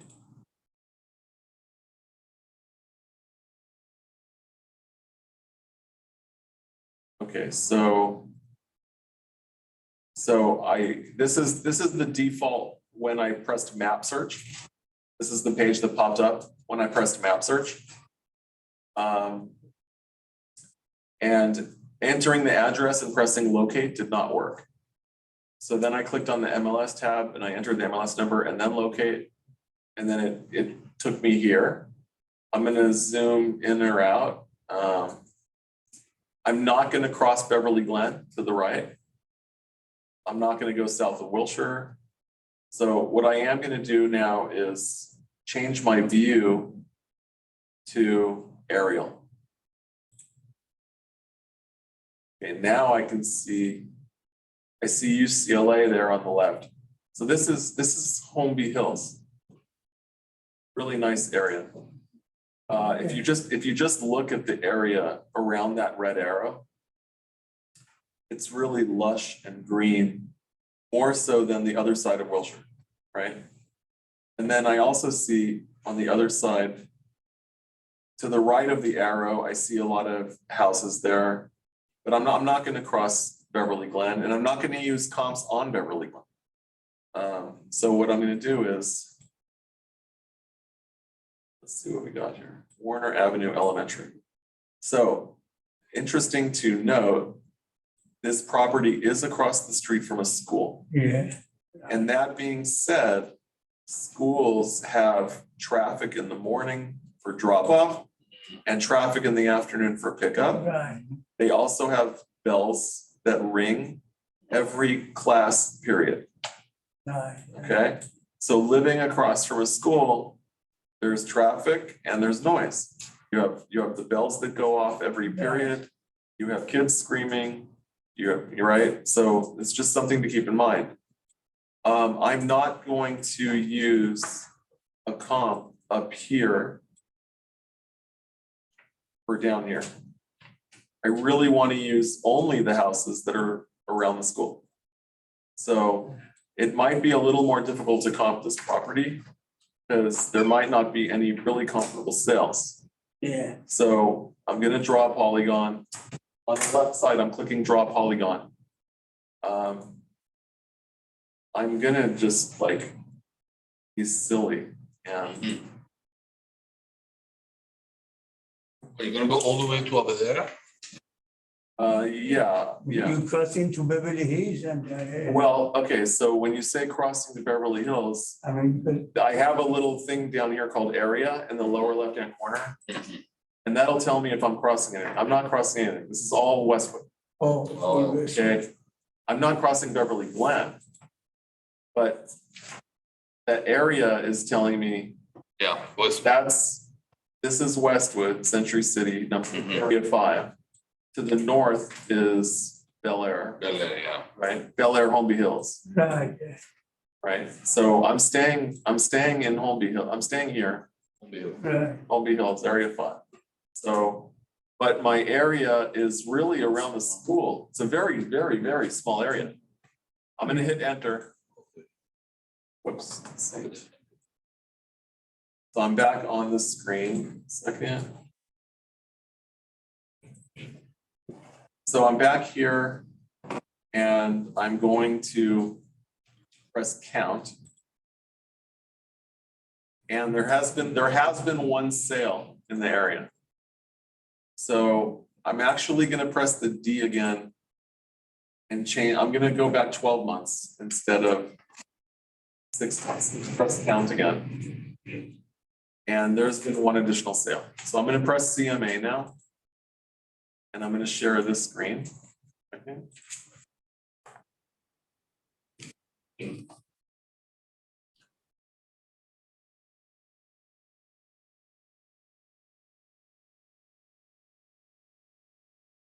Okay, so here are my results.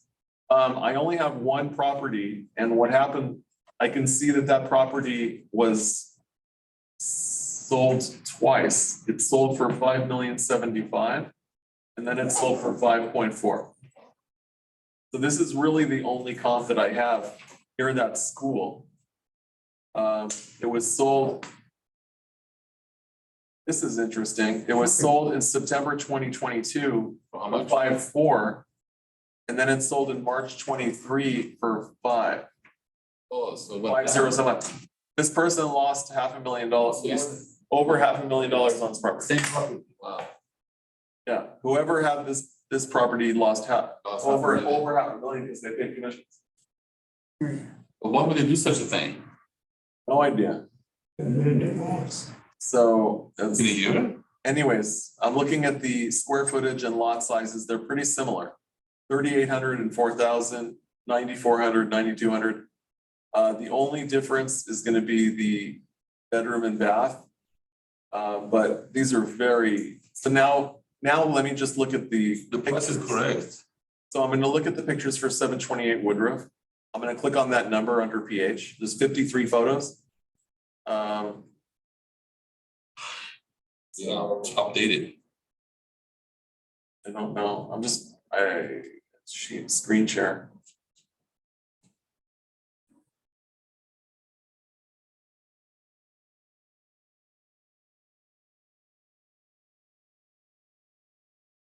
So I'm just looking real quick to see, this is our subject property. I would call this a traditional. It does have columns in the front. So sort of colonial, but it's really traditional. Has a huge entry, looks like.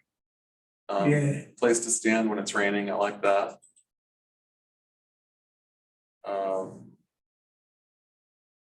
White plank oak floors. Tiled bathrooms.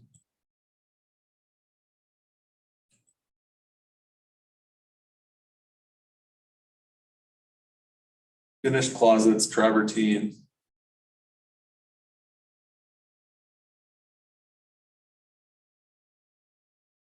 Backyard. Don't forget, this is a 99,000 square foot lot, so it should have a yard, right? Yeah. Okay, it's really nice. No pool. So just looking at it, very usable backyard. Granite kitchen.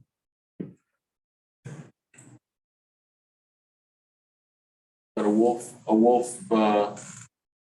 grill.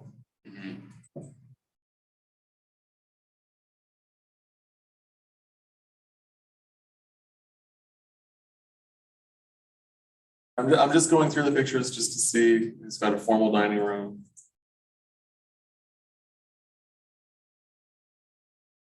Office full of built-ins. Okay,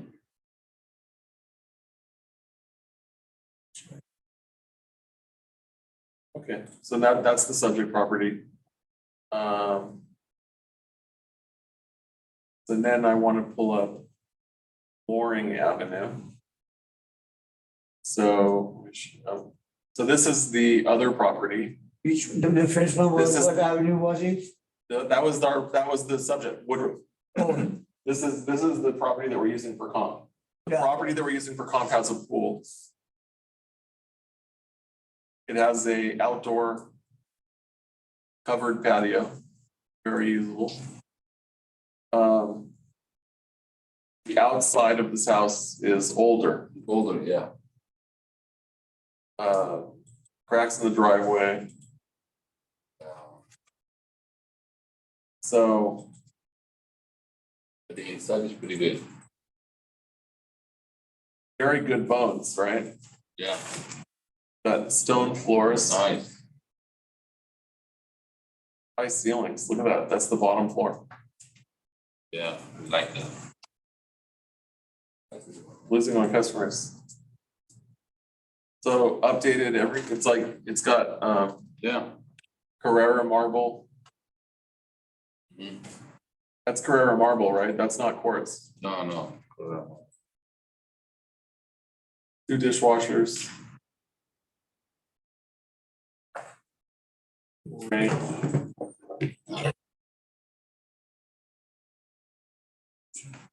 This is a very nice house. So this is a very surprising interior. It's a very surprising interior Yeah, I see. for how the exterior looks. Yes, for the loading. So all you have to do is fix up the exterior. Yeah, just the exterior. Maybe this bathroom could use This a little pattern bit. is dated, yeah. This is the loading. Yeah.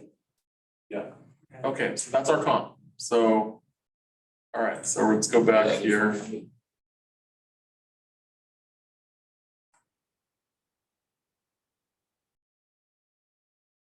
All right, so knowing that, I mean, basically we're adding both comps. So you're gonna have comps here. And then after that, there's a little button at the bottom that says add selected comps. You'll add them. And then after it adds them, you'll click here and go to reports. And then go. That'll give you your comp report. So the one thing I want to see is where 617 Loring is, right? Now, if I click on the listing, let's see.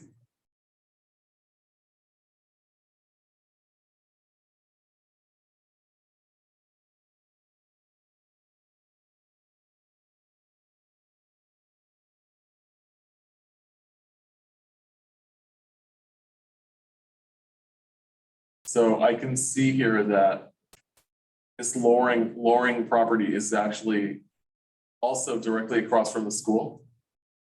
Now I'm gonna look for where pickup and drop off is. So I don't know where kids get dropped off and picked up. I would assume on Warner. Because I see that little parking lot there. I don't think it's as convenient anywhere else on that property. So I would say that this Woodruff property is closer to this intersection where the pickup and drop off is.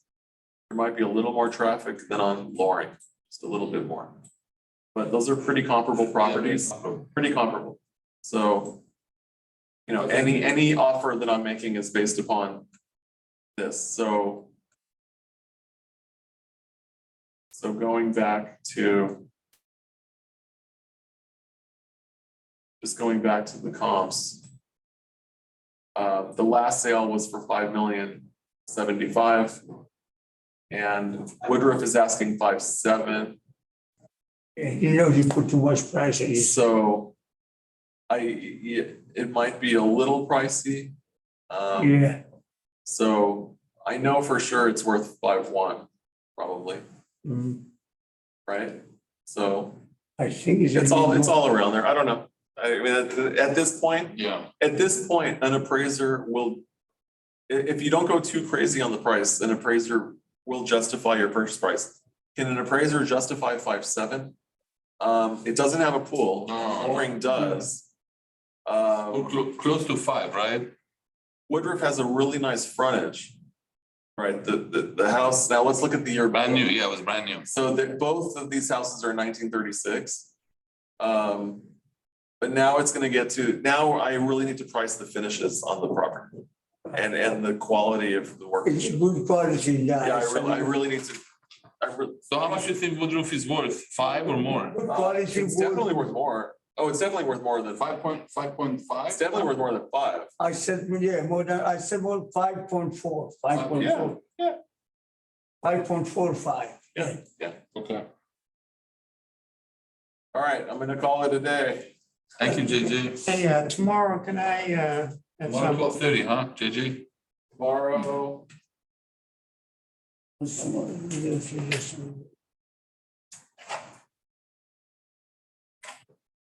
Twelve 30.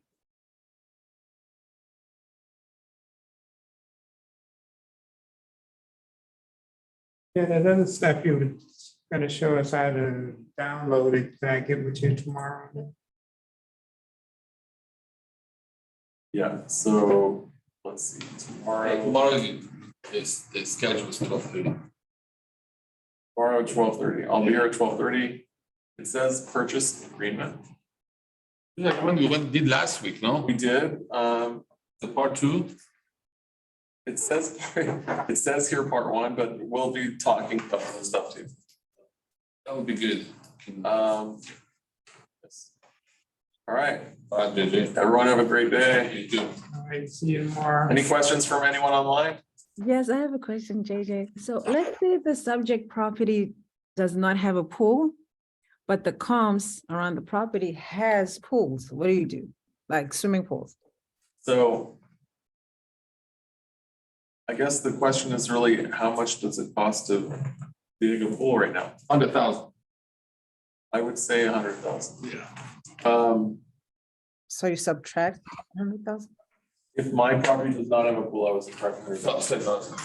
Okay. All right. There's another issue with a pool, and it's the digging of it, the labor. There are some properties, thank you. There are some properties where it's much easier to get a backhoe vehicle in, and that the pool can be dug pretty quickly with machinery. If you can't get the machinery into the property, it's gonna have to be hand dug. Oh. Right, yeah, it's something you have to think about, because the labor price will go way up on that. Also, you may be able to rent a crane. The contractor who's doing the pool may be able to rent a crane and lift the backhoe over the house and into the backyard. But still the dirt the dirt needs to be taken out off the property. So, you know, these are all things that you need to talk about with the contractor, but I think 100,000 is a fair, 120,000, I think is a fair guess. People used to say 30 to 50. I've never been able to find someone willing to do it for 30 or 50. So it's definitely $100,000, $120,000 job. Okay, thank you so much. Yeah. Any other questions online? See, I will ask one question. All right, guys. It's See you tomorrow. It's been on, can you believe that? And, Oh my God. have a great day. Have a great day.